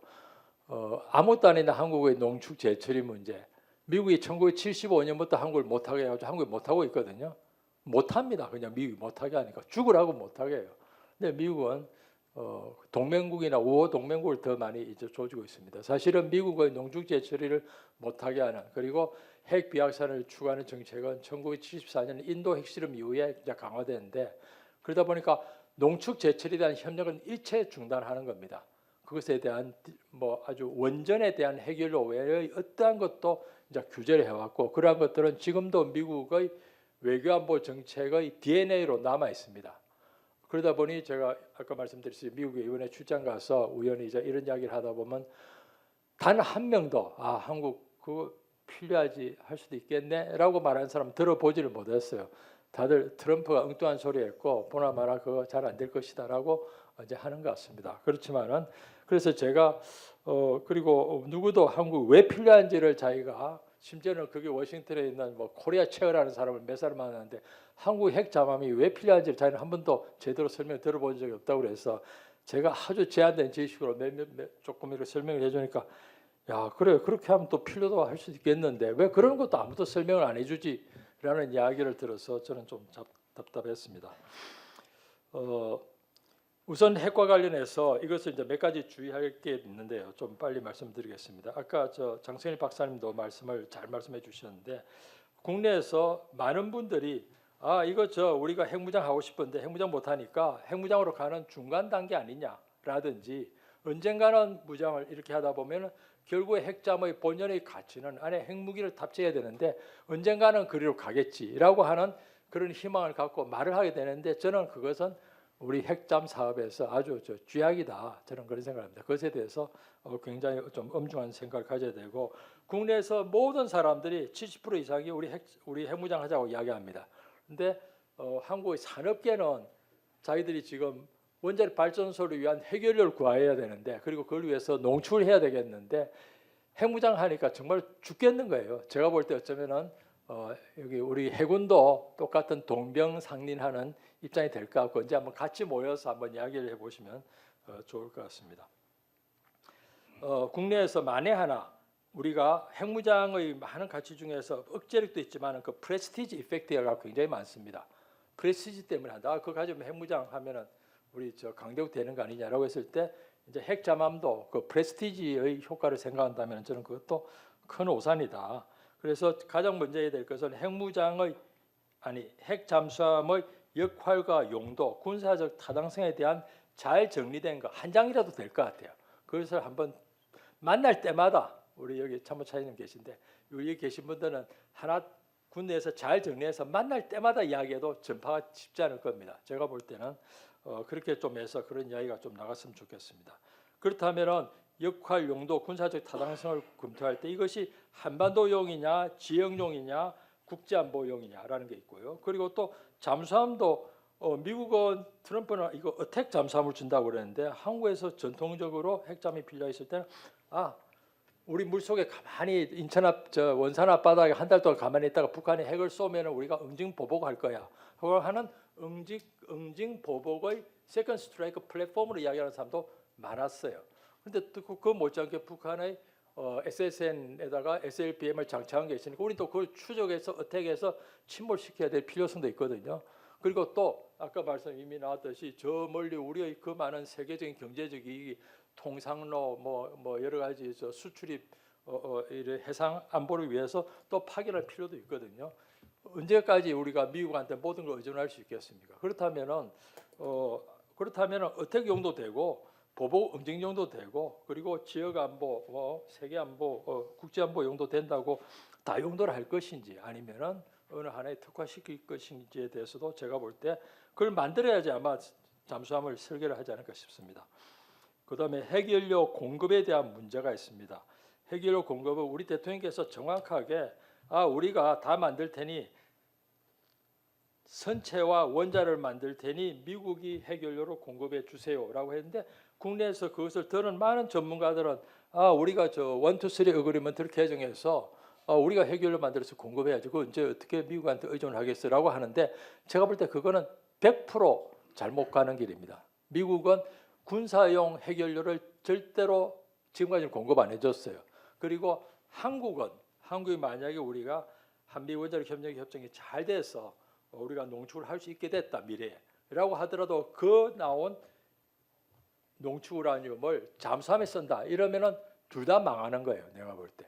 그래서 모든 해외 사례를 보면은 군사용과 민수용은 절대로 구분되어 있습니다. 그래서 여러분들께서 혹시 만에 하나 한미 원자력 협정을 개정해서 우리도 빨리 잠수함용 핵 연료를 만들어야지라고 하면은 핵 정책과 뉴클리어 글로벌 가버넌스를 전혀 모르고 하신 말씀이에요.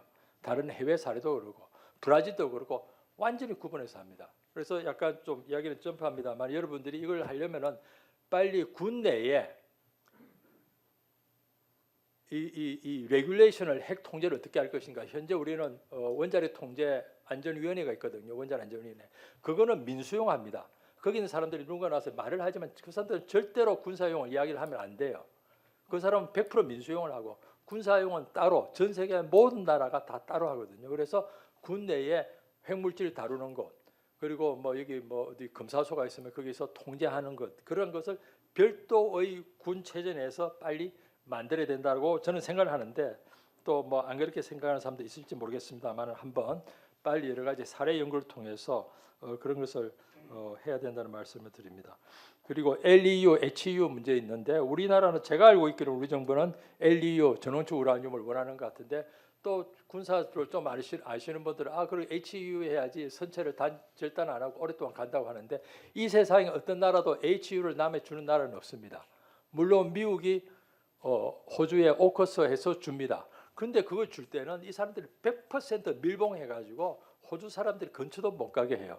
우리가 그걸 원하는 것인가? 만약에 호주식으로 되는 거 가져오면 우리 한국 사람 절대로 근처에 가지 못합니다. 그리고 제가 볼 때는 그래서 LEU를 한다는 것을 조금 더 알리고 그리고 그것이 왜 필요한지를 해야 되는데 또 군사적으로 아시는 분들 LEU 하면 우리가 몇 년 동안 저 잠수함을 핵연료 교체하느라고 못 쓰게 되니까 군사적인 효율성이 떨어진다고 비판하지만 우리가 치러야 될 비용이 아닌가 그런 생각이 듭니다. 그다음에 우리 국내에서 보니까 자료를 보니까 국내에서 이 노무현 대통령 때부터 리액터 잠수함을 이제 개발하려고 하고 특히 리액터를 이제 디자인을 하고 설계를 많이 했는가 봐요. 그 당시에 했던 분들이 나와가지고 여러 번 증언을 한 글들을 보니까 조선일보, 월간조선에 특히 많이 실렸던데, 아 내가 다 만들어 놨어요. 내한테 3년만 주면 딜리버리 합니다라는 말을 했는데, 저는 아무리 생각해도, 제가 뭐 엔지니어는 아닙니다만은 제가 볼 땐 죽었다 깨어나도 5년 안에 못 만들 것 같아요. 그래서 제가 볼 때 그런 것을, 그러면은 문제는 우리나라는 사실은 해결료를 못 만집니다. 만질 수가 없어요. 그래서 제가 볼 때 그분들은 전부 다 페이퍼 리액터를 만들었을 것 같아요. 근데 이분들은 자기는 내가 다 만들었으니까 2년만 주면 내가 물건 딜리버리 하겠다 했는데, 과연 그럴까? 특히 우리가 아는 리액터는 전부 다 땅 위에 있는 거잖아요. 그런데 이거는 물 밑에 있어야 되고, 제한된 공간에 있어야 되고, 뒤집어져야 되고, 충격이 와야 되고, 이런 것은 저는 우리가 실험도 해보지도 못했을 것 같아요.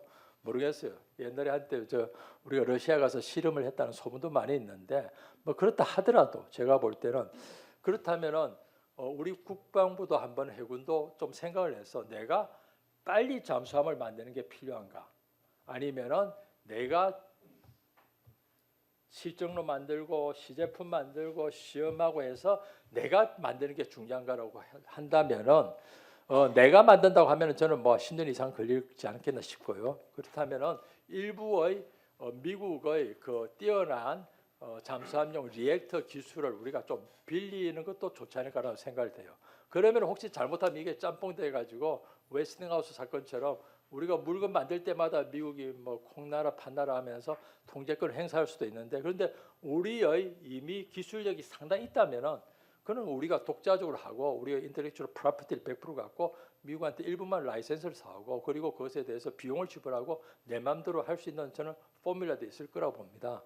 그래서 제가 그리고 특히 뭐 이제 뭐 국내 사람들의, 한국 사람들의 원자력에 대한 민감성은 이 세상 어디보다도 높거든요. 그래서 만에 하나 사고가 나면은, 그럼 저는 우리 핵잠함 다 못 쓸 것 같아요. 그렇다면은 미국의 그 안전한 기술을 조금 들고 와서 하는 것도 괜찮지 않을까, 저는 이제 그런 생각을 해봤습니다. 그래서 제가 볼 때 이제 좀 뭐 제 시간은 다 된 것 같은데, 좀 종합적으로 말씀드리면은 핵은 전혀 다른 별개의 세상이다.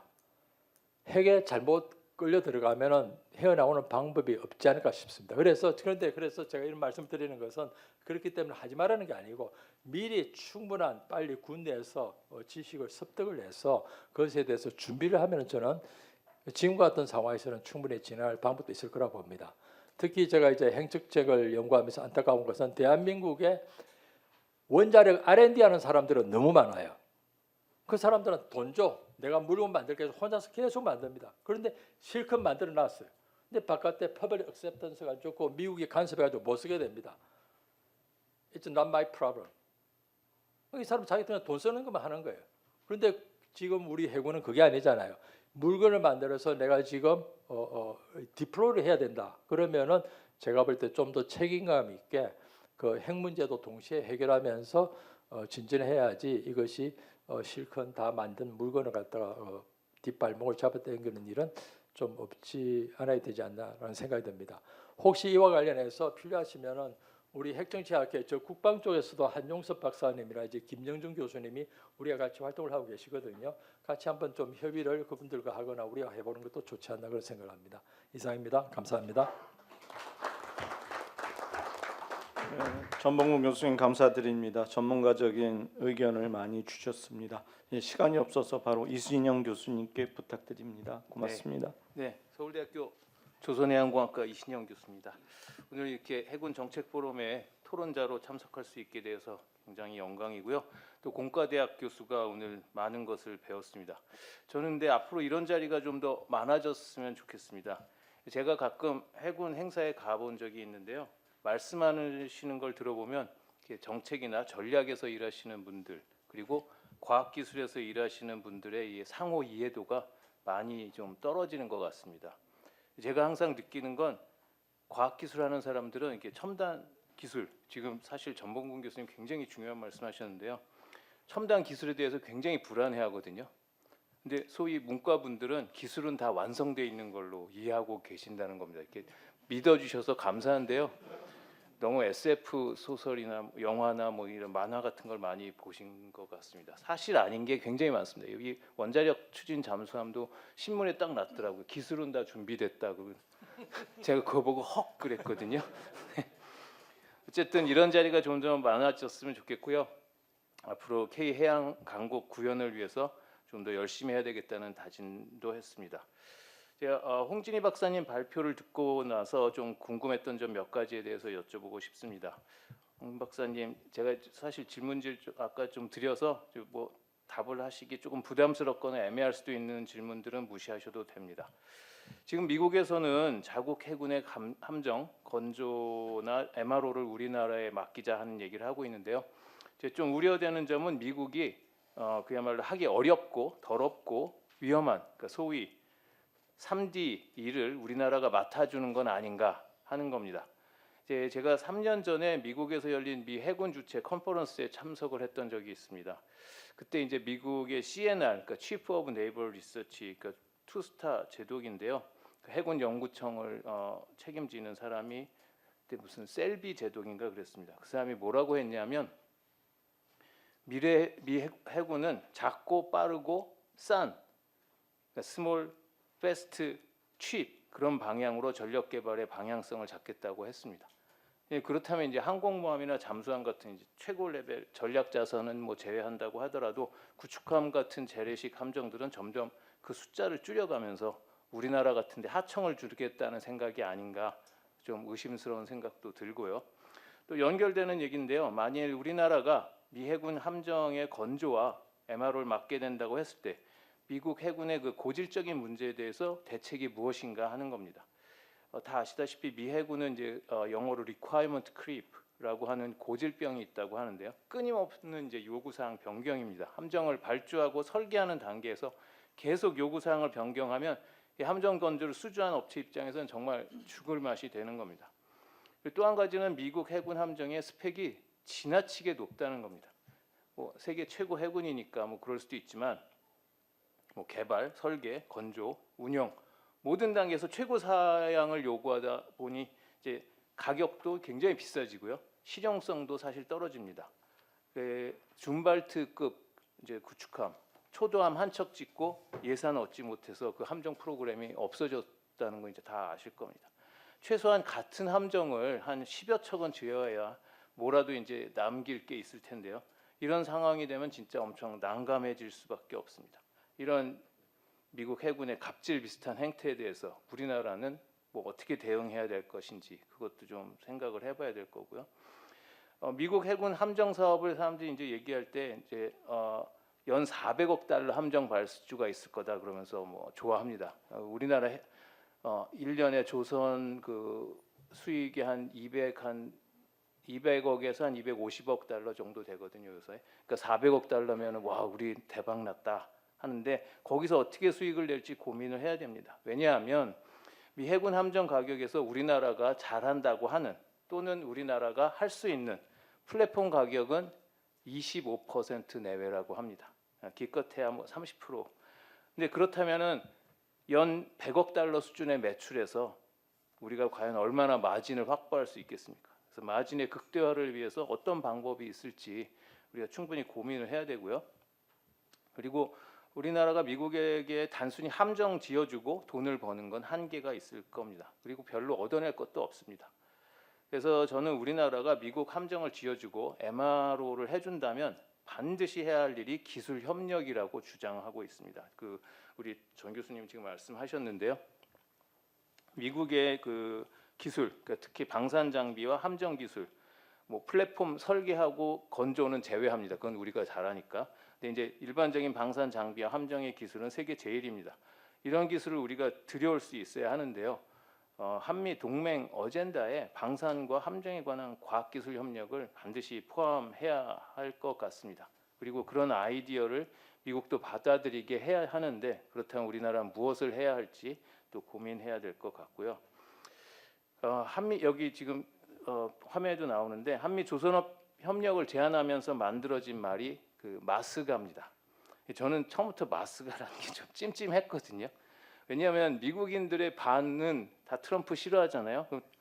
반이 싫어하는 마가를 패러디한 것도 좀 위험해 보였고요. 마가를 좋아하는 나머지 반도 왜 우리 마가를 왜 저것들이 이용해 먹지? 이렇게 해서 싫어할 것 같습니다. 그래서 미국 주요 언론에 마스가라는 말이 나온 적 한 번도 없습니다. 그냥 우리나라 특파원이 뭐 한국은 뭐 이런 거 가지고 좋아한다 뭐 그런 기사밖에 나온 게 없거든요. 근데 요새는 산업부에서도 그 마스가라는 단어의 사용을 자제한다는 얘기도 들리고 있습니다. 어쨌든 산업부는 우리 정부에서 이제 우리 한미 조선업 협력의 메인 플레이어 역할을 하고 있는데요. 아시다시피 조선 산업은 조선뿐만 아니라 해운, 물류, 그리고 국방, 에너지, 금융 그런 게 다 한데 어우러져야 합니다. 근데 이제 산업부만 설친다고 좋은 결과가 나올 수 있는 건지 굉장히 불안합니다. 제가 일전에 이제 미국 함정에 관한 일은 반드시 국방부와 함께 일을 해야 하는 거 아니냐 하고 산업부에 이제 아주 높은 분에게 물었던 적이 있습니다. 그랬더니 답이 국방부는 참 힘들다 그러시더라고요. 저는 그 답에 깜짝 놀랐는데요. 그렇게 국방부하고 함께 일하는 게 어렵다면 손을 오히려 놓는 게 좋은 방법일 수도 있다고 생각합니다. 이게 국방부 이제 어렵다는 이유가 뭐 보안이라든가 그런 것 때문에 이제 어렵다 하는 건데요. 그래서 저는 이제 산업부보다는 대통령실에 미 백악관에 이제 쉽빌딩 오피스가 있는 것처럼 그런 카운터파트를 설치하고 한미 조선업 협력은 거기서 담당해야 할 것 같습니다. 근데 이제 그 얘기를 이제 계속 하는데 저 말고도 이제 우리 신동식 회장님이라고 왜 신문에 자주 나는 93세 할아버지 계시잖아요. 그분도 계속 하는데 이제 안 됩니다. 왜 안 되는 건지 무엇이 문제인지 모르겠습니다. 그리고 마지막으로 미 의회의 설득입니다. 미 의회에 계류되어 있는 그 마리타임 인더스트리에 관한 법률이 제가 아는 것만 해도 한 3개 되거든요. 그 법안들이 통과되지 않으면 아무리 돈을 쏟아부어도 우리나라가 미국 조선업을 도와줄 수 있는 방법에 한계가 있을 수밖에 없습니다. 그러니까 도와주고 싶어도 도와줄 수가 없어요. 그래서 미 의회는 한국 국회가 우리나라 국회가 나서서 설득을 해야 하는데요. 과연 한국 국회에 그런 전문성 있는 국회의원들이 있는지 잘 모르겠고요. 그 의원들이 나서서 그쪽 의원들과 친분을 쌓고 설득을 해야 하는데 과연 가능할지 모르겠습니다. 이게 뭐 세상 물정 모르는 공대 교수가 이제 뭐 여기 와서 엉뚱한 얘기하는 건데요. 사실은 저희 딸아이가 그 박사과정에서 지금 정치학 공부하고 있거든요. 그래서 나중에 이제 우리 딸아이 스탠포드에서 공부하고 걔는 근데 아메리칸 폴리틱스 공부하고 있어서 조금 다른데 가서 이제 좀 제가 잘난 척을 하겠습니다. 아빠가 국제 정치학회 가서 한마디 떠들고 왔다 이렇게 얘기하겠습니다. 예, 감사합니다. 네. 네, 이신영 교수님 감사드립니다. 아주 적절한 토론이었다고 생각이 듭니다. 네, 마지막으로 배학용 교수님께서 배구열 교수님 발제문에 대한 토론을 해주시겠습니다. 부탁드립니다. 예, 감사합니다. 보통 맨 마지막 토론은 시간 압박 때문에 보통 제가 보면 3분 이내로 하거든요. 그래서 한 3분만 준비했는데 최대한 10분으로 늘려서 잘 토론해 보도록 하겠습니다. 일단 배구열 교수님 발표 너무 잘 들었습니다. 국제질서의 구조적 질서 변화에서 K해양강국은 선택이 아닌 필수라는 거, 거기서 해군력이 가장 중요하다는 거 너무나도 인상 깊게 잘 들었습니다. 특히 시질서 형성, 글로벌 안보 컨버전스, 해군의 역할과 역량의 괴리, 특히 이 해군의 역할과 역량의 괴리라는 게 되게 인상적이었는데 해군이 정말 할 일이 많습니다. 말씀하셨듯이 그런데 전력과 능력, 예산 이런 자원들은 잘 주지 않죠. 그런 것들을 지적해 주신 거 너무나도 감사하고 그거에 플러스해서 해군 발전을 위해서 범국민적 합의와 동의가 필요하다. 그걸 위해 노력해야 된다는 말 정말 저도 요즘 많이 느끼고 있습니다. 그리고 여러 가지 생각해 볼 문제를 제시해 주셨는데 또 다른 해군의 할 일들을 많이 제시해 주셔서 너무나 감사합니다. 그리고 저는 그거에 더해서 한 2가지 정도 추가해서 좀 해군이 해야 될 역할에 대해서 좀 말씀을 드리고 싶은데 국제정치학회다 보니까 외교적인 측면에서 한미동맹 현대화 관련해서 해군의 역할에 관련된 걸 하나 그리고 또 아까 외교부가 아니라 과학기정통부의 이차관님 오셔서 과학기술이 되게 중요하다고 말씀하셨는데 그 해군이 이 현 정부 들어서 AI 강국 관련돼서 정책이 엄청나게 대표적인 정책이지 않습니까? 그걸 지원하기 위해서 그것이 다 완성됐다, 기술이 됐다 그런 생각하지 말고 해군이 그거의 완성을 위해서 무엇을 해줘야 되는지에서 좀 이야기를 해보고자 합니다. 첫 번째 동맹현대와 관련된 얘기입니다. 뭐 지금 동맹현대와 관련해서 엄청나게 오늘 오전 세션에서도 엄청나게 많은 논의가 있었는데 사실 동맹현대화라는 그런 이름 아래 예전에 있었던 비대칭 동맹을 대등한 동맹으로 바꾸는 여러 가지 이슈들을 그 안에 다 집어넣어서 지금 진행되고 있습니다. 여기 국방부에서 근무하시는 분들도 많이 계신데 그 안에 보면은 뭐 전자권 전환, 방위분담금, 뭐 여러 가지 주한미군의 전략적 유연성 여러 가지를 그 안에 다 집어넣고 토의가 진행 중인데 저는 그거를 한마디로 얘기하자면 오프쇼 밸런스로서 우리 한국이 역할을 해달라는 미국의 요구라고 생각합니다. 미국의 역외에서 균형자로서 한국이 이제 역할을 좀 해야 된다. 그게 동맹현대화의 핵심이 아닌가 그렇게 생각하고 그렇다면 일본은 예전부터 자발적으로 오프쇼 밸런스 역할을 해왔다고 봅니다. 그러나 지금의 한국은 구조적인 압력 때문에 우리의 국력이 늘어나고 미국이 쇠퇴하고 더 이상 중국을 단독적으로 대응할 수 없는 이 구조적 압력 때문에 비자발적으로 오프쇼 밸런스 역할을 해야 된다고 봅니다. 그러면 그거에 따른 도전과 기회가 있겠죠. 기회적인 측면에서는 아무래도 영내에서 미국을 대신해서 역할을 하게 될 겁니다. 뭐 여러 가지 뭐 문화적인 측면도 있긴 하지만 군사적인 측면에서도 역할을 하게 되겠죠. 그렇게 되면 어느 군이 그런 역할을 하게 될까요? 육군 보병? 공군 전투기? 저는 해군의 함정이 그 역할을 하게 될 거라고 봅니다. 그거는 어떻게 보면 해군에 있어서는 기회적인 측면이죠. 도전적인 측면도 있습니다. 저희가 가장 두려워하는 게 그거죠. 연루.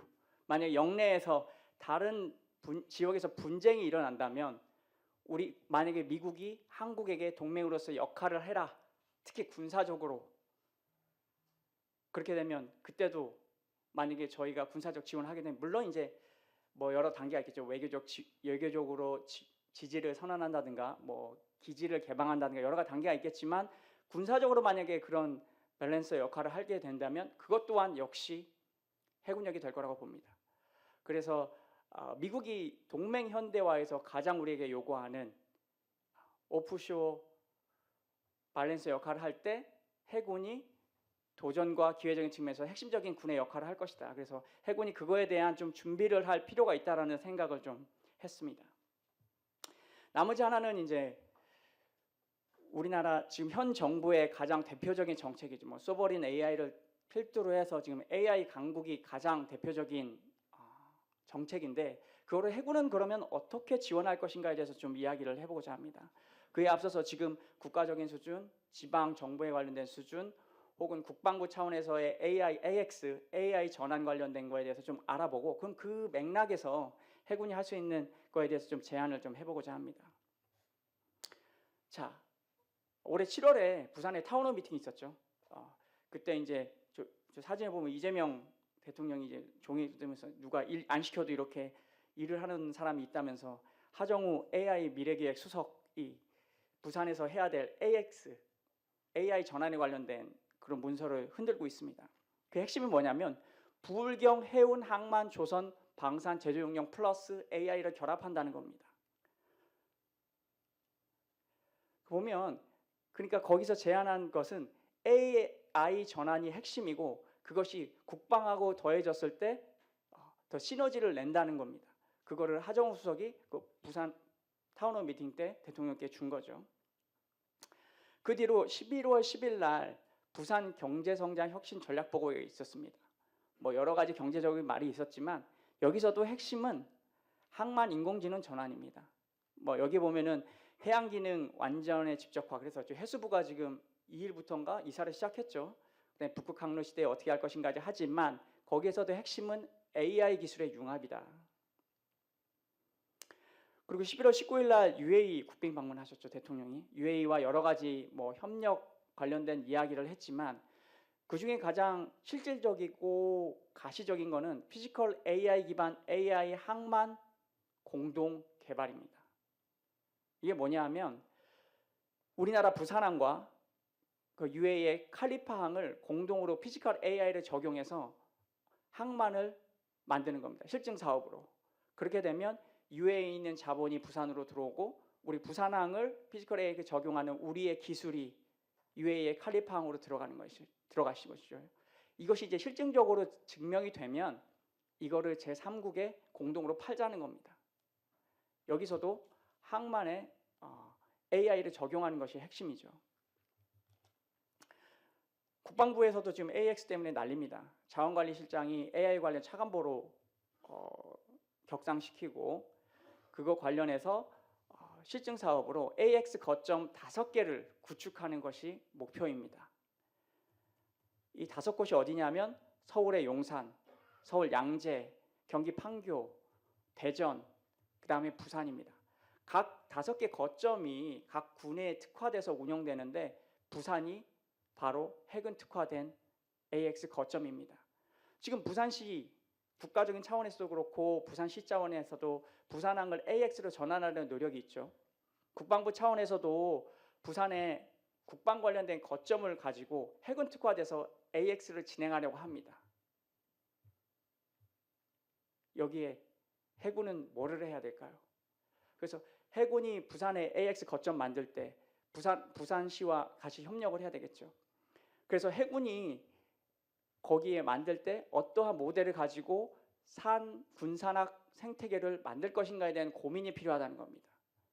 여기 보시면 뭐 복잡한데 왼쪽에는 해군에서 가지고 있는 기술과 데이터, 그 중간이 해군 기술 거래소, 그 오른쪽이 이제 민간에서 거기에 접속해서 여러 가지를 가져가고 그거를 응용해서 뭔가를 만든다는 개념입니다. 그러면 그 민간이 만든 것은 다시 수요처인 해군으로 피드백되는 거죠. 해군이 뭐가 필요하다 그러면 그거를 만들 수 있는 기술과 데이터를 거기에 올려놓는 겁니다. 그럼 그거를 민간에서 가져가서 다시 해군이 필요한 물건을 만들어서 해군에게 피드백하는 거죠. 근데 여기서 가장 중요한 게 뭐냐? 우리가 군이 모든 데이터를 다 기술을 다 줄 수는 없지 않습니까? 그러면 우리가 어떤 데이터를 가지고 있는지 그거를 구조화해서 구축을 먼저 해야 되겠죠. 그 중에서 이거는 줄 수 있고 이건 줄 수 없고 요거는 우리가 어떠한 목적을 위해 사용하는 데이터니까 요거를 줘서 뭐를 만들게 하자라는 생각이 있어야 된다는 겁니다. 그래서 요거 복잡하게 만들었는데 왼쪽에 데이터 스페이스 계층에서 우리가 먼저 구축을 할 때 우리 맨 오른쪽에 있는 서비스 모델, 우리가 어떠한 목적을 위해서 데이터를 쓸 것인가를 먼저 생각하고 데이터를 구축한 다음에 우리의 구축된 데이터 중에서 어떤 것을 민간과 협력할 것인지에 대해서 먼저 생각을 해야 된다는 겁니다. 그래서 해군의 결국에는 이것이 해군 내의 데이터 구축과 AX 전환이지만 그것이 지방정부 차원, 특히 부산, 그리고 국가 차원에서 UAE와 협력 이런 것과 다 연결돼서 결국엔 해군 내 AX가 국가 차원의 정책을 지원할 수 있다는 겁니다. 그러면 여기서 핵심 뭐냐? 해군이 잘하면 됩니다. 그러면 그게 곧 국가가 잘하고 국가가 부강해지는 길이다. 여기서 마치겠습니다. 네, 배화경 교수님 감사드립니다.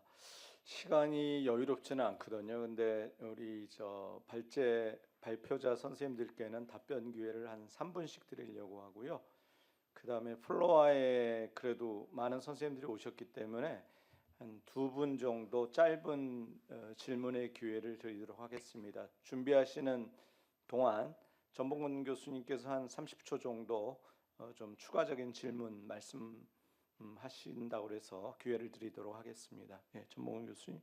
예, 질문을 깜빡했습니다.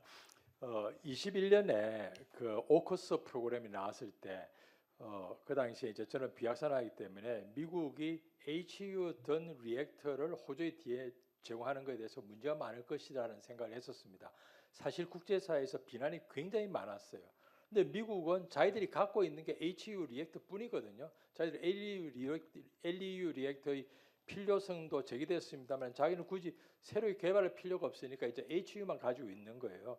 그래서 그 당시에 제가 한 2023년 4년 이럴 때 미국 사람들 만날 때 우리도 핵잠 해야 되는데 왜 한미 간에 호주와 같이 LEU 리액터를 하나 개발을 합시다. 같이 개발 우리도 필요하고 니네도 호주에 LEU 주면 더 좋지 않느냐.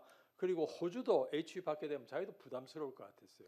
그렇다면은 그런 하나의 그 한미 호주 또는 일본까지 포함하는 LEU 리액터를 개발하는 컨소시엄을 하나 만들어지면 각자 쓰는 게 어떻겠는가? 그렇게 가능할까라는 제가 질문을 좀 하나 드리고 죄송합니다. 금방 이 프로그램 보니까 미국에 이제 최근에 트럼프가 원자력의 부흥을 이야기하면서 제일 먼저 내버려두면 잘 안 되니까 제일 첫 스몰 모듈러 리액터 SMR을 군부대에다 설치해라 이렇게 명령을 내렸어요. 근데 제가 보니 여기 그 군에서 데이터 센터 만들고 하는데 어차피 지금 이 리액터도 만들고 개발하니까 똑같은 폐쇄형 리액터니까 그거 좀 잘 변용해서 해군용 그 데이터 센터에 군부대 내에서 미리 좀 빨리 조기 설치하면은 여러 가지 뭐 장점도 있지 않을까 그런 생각도 듭니다. 이상입니다. 예, 감사합니다. 플로어에 계신 선생님들 1분 이내로 좀 질문해 주시면 감사하겠습니다. 예, 말씀해 주십시오.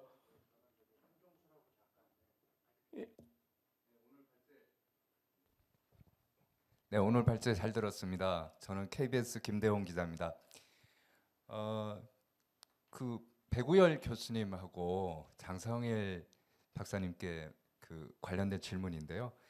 며칠 전에 보면은 트럼프 2기 국가안보전략서 NSS 이제 발표됐는데 거기에서 가장 눈길을 끄는 게 일본과 한국의 방위비 분담 증가를 강력히 요구해서 이들 국가의 적국을 억제하고 제1도련선을 방어하는 데 필요한 역량, 초점을 맞춰서 국방비 지출을 늘리도록 하겠다.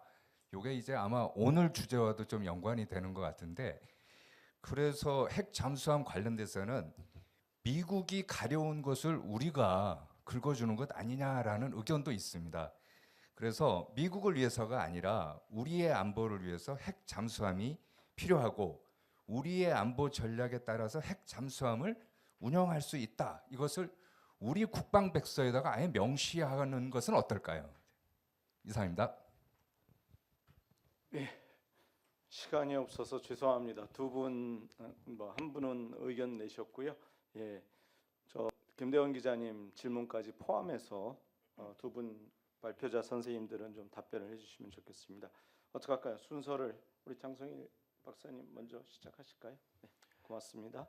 네, 감사합니다. 여러 질문들 그리고 토론자 선생님의 토론 감사합니다. 예, 말씀하신 대로 미국 NSS에서 굉장히 중요한 내용 나왔습니다. 한국과 일본의 방위비 분담금을 증가시켜서 도련선 안에 있는 그 부분을 보호하겠다.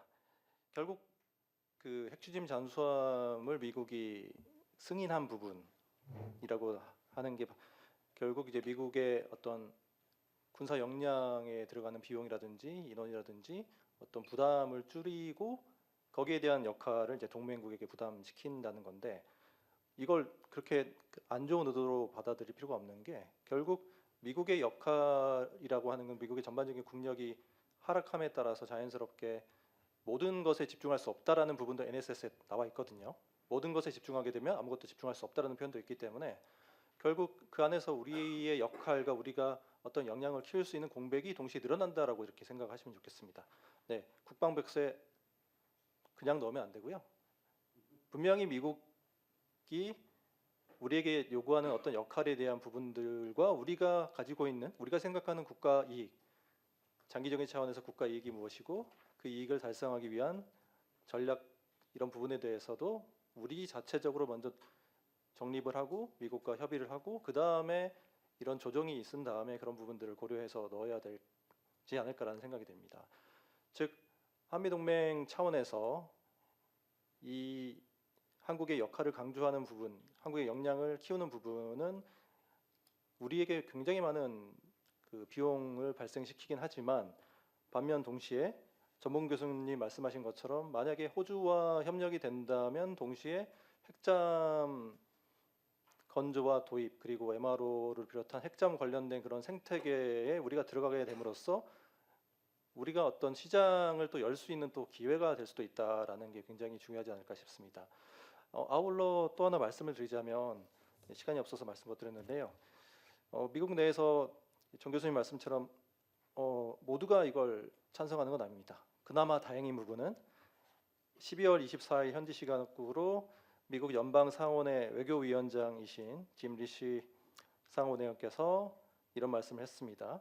나는 재래식 무장을 탑재한, 분명히 얘기했죠. 재래식 무장을 탑재한 한국의 핵추진 잠수함 생산에 대해서 이제 지지한다라고 분명히 말씀을 하셨고, 다만 이어지는 부분에서 우리가 조금 그 신경을 써야 되는 부분이 중국, 러시아, 북한과 같은 우리의 적대국들에게 대응하기 위해서는 이제 최고 수준의 군사 장비를 생산하는 데 역량을 집중해야 된다라는 얘기를 했기 때문에 사실 이미 말씀드린 것처럼 우리가 특정 국가가 이렇게 거론이 되면 될수록 사실 그런 주변 국가들과의 관계가 썩 이제 부담이 될 수가 있기 때문에 아까 이제 그 토론 때도 나왔지만 미국 연방의회, 미국 행정부 그리고 이제 우리 국내적으로도 이 핵추진 잠수함을 하는 목적이라든지 이걸 군사적으로 어떻게 활용할 것인지 이런 부분들을 좀 그 논리를 잘 정리를 해서 계속 설득하고 이해시키고 이것은 우리가 누군가를 겨냥해서 군사적인 목적으로 그런 공격적인 의도를 가진 게 아니다. 북한이라고 하는 분명한 그 위협이 있고 우리의 그 안보 그리고 인태 지역 전체의 평화와 안정에 특히 해상교통로 안보라고 하는 경제적인 부분에 대해서도 우리가 기여할 수 있는 부분이 많이 있기 때문에 이런 부분들을 강조해서 우리가 특히 해군이 앞장서서 공공 외교를 하는 게 중요하지 않을까 싶은 생각이 듭니다. 일단 시간이 없어서 여기까지 마치겠습니다. 감사합니다. 홍준희 선생님. 네, 이제 저도 짧게 답변 드리겠습니다. 사실 조선업 조사 연구를 진행하면서 고민했던 많은 것들을 이제 말씀을 해주셔서 제가 너무 놀라웠는데요. 이제 저희 연구원 입장에서는 사실 이제 정부 측의 입장을 최대한 지지하고 정책적 시사점을 마련하는 것이 이제 중요한 일이라서 이런 부분에 대해서 이제 제가 개인적인 의견을 이제 말씀을 드리기는 사실 좀 어려운 입장이지만 이런 부분에 대해서는 정말 중립적인 입장을 가지고 지속적으로 고민을 해봐야 하는 부분이 있는 것 같습니다. 이제 제가 한 2주 전에 산업부와 뭐 이제 변호사분들 함께 한 세미나에 참여한 적이 있었는데요. 이제 거기서도 산업부에서도 이런 이제 현재 문제점들을 정확하게 잘 인식을 하고 계시고 이제 미국에도 한 2곳 정도의 거점을 마련해서 업계와 뭐 전문가분들의 이제 지속적인 의견을 듣는다는 말씀을 주셨습니다. 그래서 일단은 시작하는 단계여서요. 이제 물론 좌충우돌도 하고 여러 가지 고비도 있겠지만 늘 그래왔던 것처럼 좀 긍정적인 시선으로 이제 차곡차곡 준비를 하면 뭔가 이렇게 변해가는 상황 속에서도 잘 이게 협력이 이루어질 것으로 기대하고 있습니다. 감사합니다. 예, 감사합니다. 이제 마지막으로 우리 배고열 교수님 말씀해 주십시오. 네, 그 AIX는 피할 수가 없는데 그 부산을 중심으로 어떻게 해군이 부산에 많이 할 거라고 생각합니다. 산학연도 정말 중요하고 그런데 이것도 마찬가지로 그 지금 항상 만들어가는 과정이라서 어떤 형태의 국가 전략 아래 군사 전략 그다음에 작전 계획 그다음에 작전 계획에 따른 여러 가지 군사 전략 차원에서 어떤 형태로 갈지는 뭐 ADD에서 열심히 연구를 하고 있는데 뭐 곽기호 원장 중심으로 하고 계신데 해군에서 적극적으로 하시기를 뭐 저도 바랍니다. 네, 백하경 교수님께서 말씀해 주신 거 전적으로 동의하고요. 그다음에 김대원 기자님 말씀해 주신 거 그 국방비 증액 3.5%로 한국도 가기로 한 것은 뭐 암묵적으로는 이제 방향성은 정해져 있다고 봅니다. 이제 그 안에서 어떤 형태로 분배를 할 것이냐의 문제가 되는 거고 이제 그게 이제 방위 분담금 문제에 아주 민감한 문제로 이제 연결이 되고 있죠. 그래서 미국계 뭐 그걸 이제 핵잠하고도 연결을 이렇게 시키셨는데 미국의 부족한 부분을 채워주는 거 땜빵하는 거 아닌가라는 말 그거는 당연히 그렇습니다. 네, 그거를 피할 수는 없는 거 거기에서 이제 저희가 이익을 취해야 되는 건데 근데 그거를 어떤 형태로 한국에게 가장 유리한 형태 아까 뭐 연루 말씀도 하셨고 아까 우리 그 대중적인 언어를 표현을 쓰라는데 저희는 그 인트랩먼트라고 표현합니다. 근데 이제 그거를 대중적인 언어 어떻게 해야 될까요? 예, 근데 아무튼 그 파트를 이제 저희는 최대한 안 해야 되는 거죠. 근데 이거는 그 트레이드 오프 또 하나 나왔네요. 예, 이건 주고 받는 겁니다. 그러니까 저희가 핵잠수함을 책주인 잠수함을 갖게 된다는 것은 작전 반경 자체가 뭐 조금 과장해서 말하면 전 세계 모든 해양이고요. 그러니까 전 세계 모든 해양이라는 거는 미군이 보거나 아니면 뭐 진짜 3, 40년 후에 우리의 동맹국이 어떤 국가가 될지는 알 수 없으나 그 국가가 저희가 동맹을 맺었다면은 그거에 따른 상응되는 의무를 해야 되는 상황이 벌어진다는 얘기입니다. 그걸 안 하려면 안 가지면 됩니다. 그게 가장 기본적인 접근 방식으로 저는 생각이 듭니다. 이제 거기 안에서 뭐 저 택티컬하게 이제 가는 거 마는 거에 대한 거를 예를 들면 뭐 남중국해로 가야 하느냐 이건 진짜 정말 다른 얘기가 되는 거죠. 근데 역량은 충분합니다. 그다음에 KDDX가 되면은 이지스 9대 되면은 저희 갈 수 있습니다. 근데 이제 그런 상황이 됐을 때 그거를 안 갖고 안 하겠다라고 할 수가 없는 상황이라는 게 이제 가장 큰 전제라고 저는 보여집니다. 그래서 북한 억제하는 게 가장 당연히 첫 번째인데 이제 서태평양 지역에서 뭐 저희뿐만 아니라 미국이나 아니면 일본과 같은 국가들하고 계속 협력을 해야 되는 상황으로 발전될 거라고 보여지고요. 패턴 자체가. 그다음에 이제 거기에 따라서 또 나토 같은 경우에도 마찬가지로 저희한테 요구를 더 많이 하게 될 겁니다. 그래서 아까 방위 산업도 말씀을 드렸던 거고 무기 수출을 계속하게 되면은 저희가 갈 수밖에 없는 상황입니다. 아니면 하지 말아야 됩니다. 네, 이런 게 정말 어려운 딜레마죠. 한국은 단 한 번도 이런 경험을 해본 적이 없습니다. 저희는 한반도만 있으면 됐고, 예, 이 그 동해, 서해, 남해만 지키면 됐고, 근데 이제 그렇지 않다는 거죠. 근데 그게 이제 단순하게 요 해군 그 핵잠수함 정도뿐만의 문제가 아니라 한국이라고 하는 국가 그 자체가 글로벌 탑 10 국가가 됐기 때문에 더 가거나 유지하려면은 해야 되는 게 많아졌습니다. 그러니까 이제 이거를 한 섹터만 볼 게 아니라 종합적으로 다 보면 좋겠다라고 생각이 들었습니다.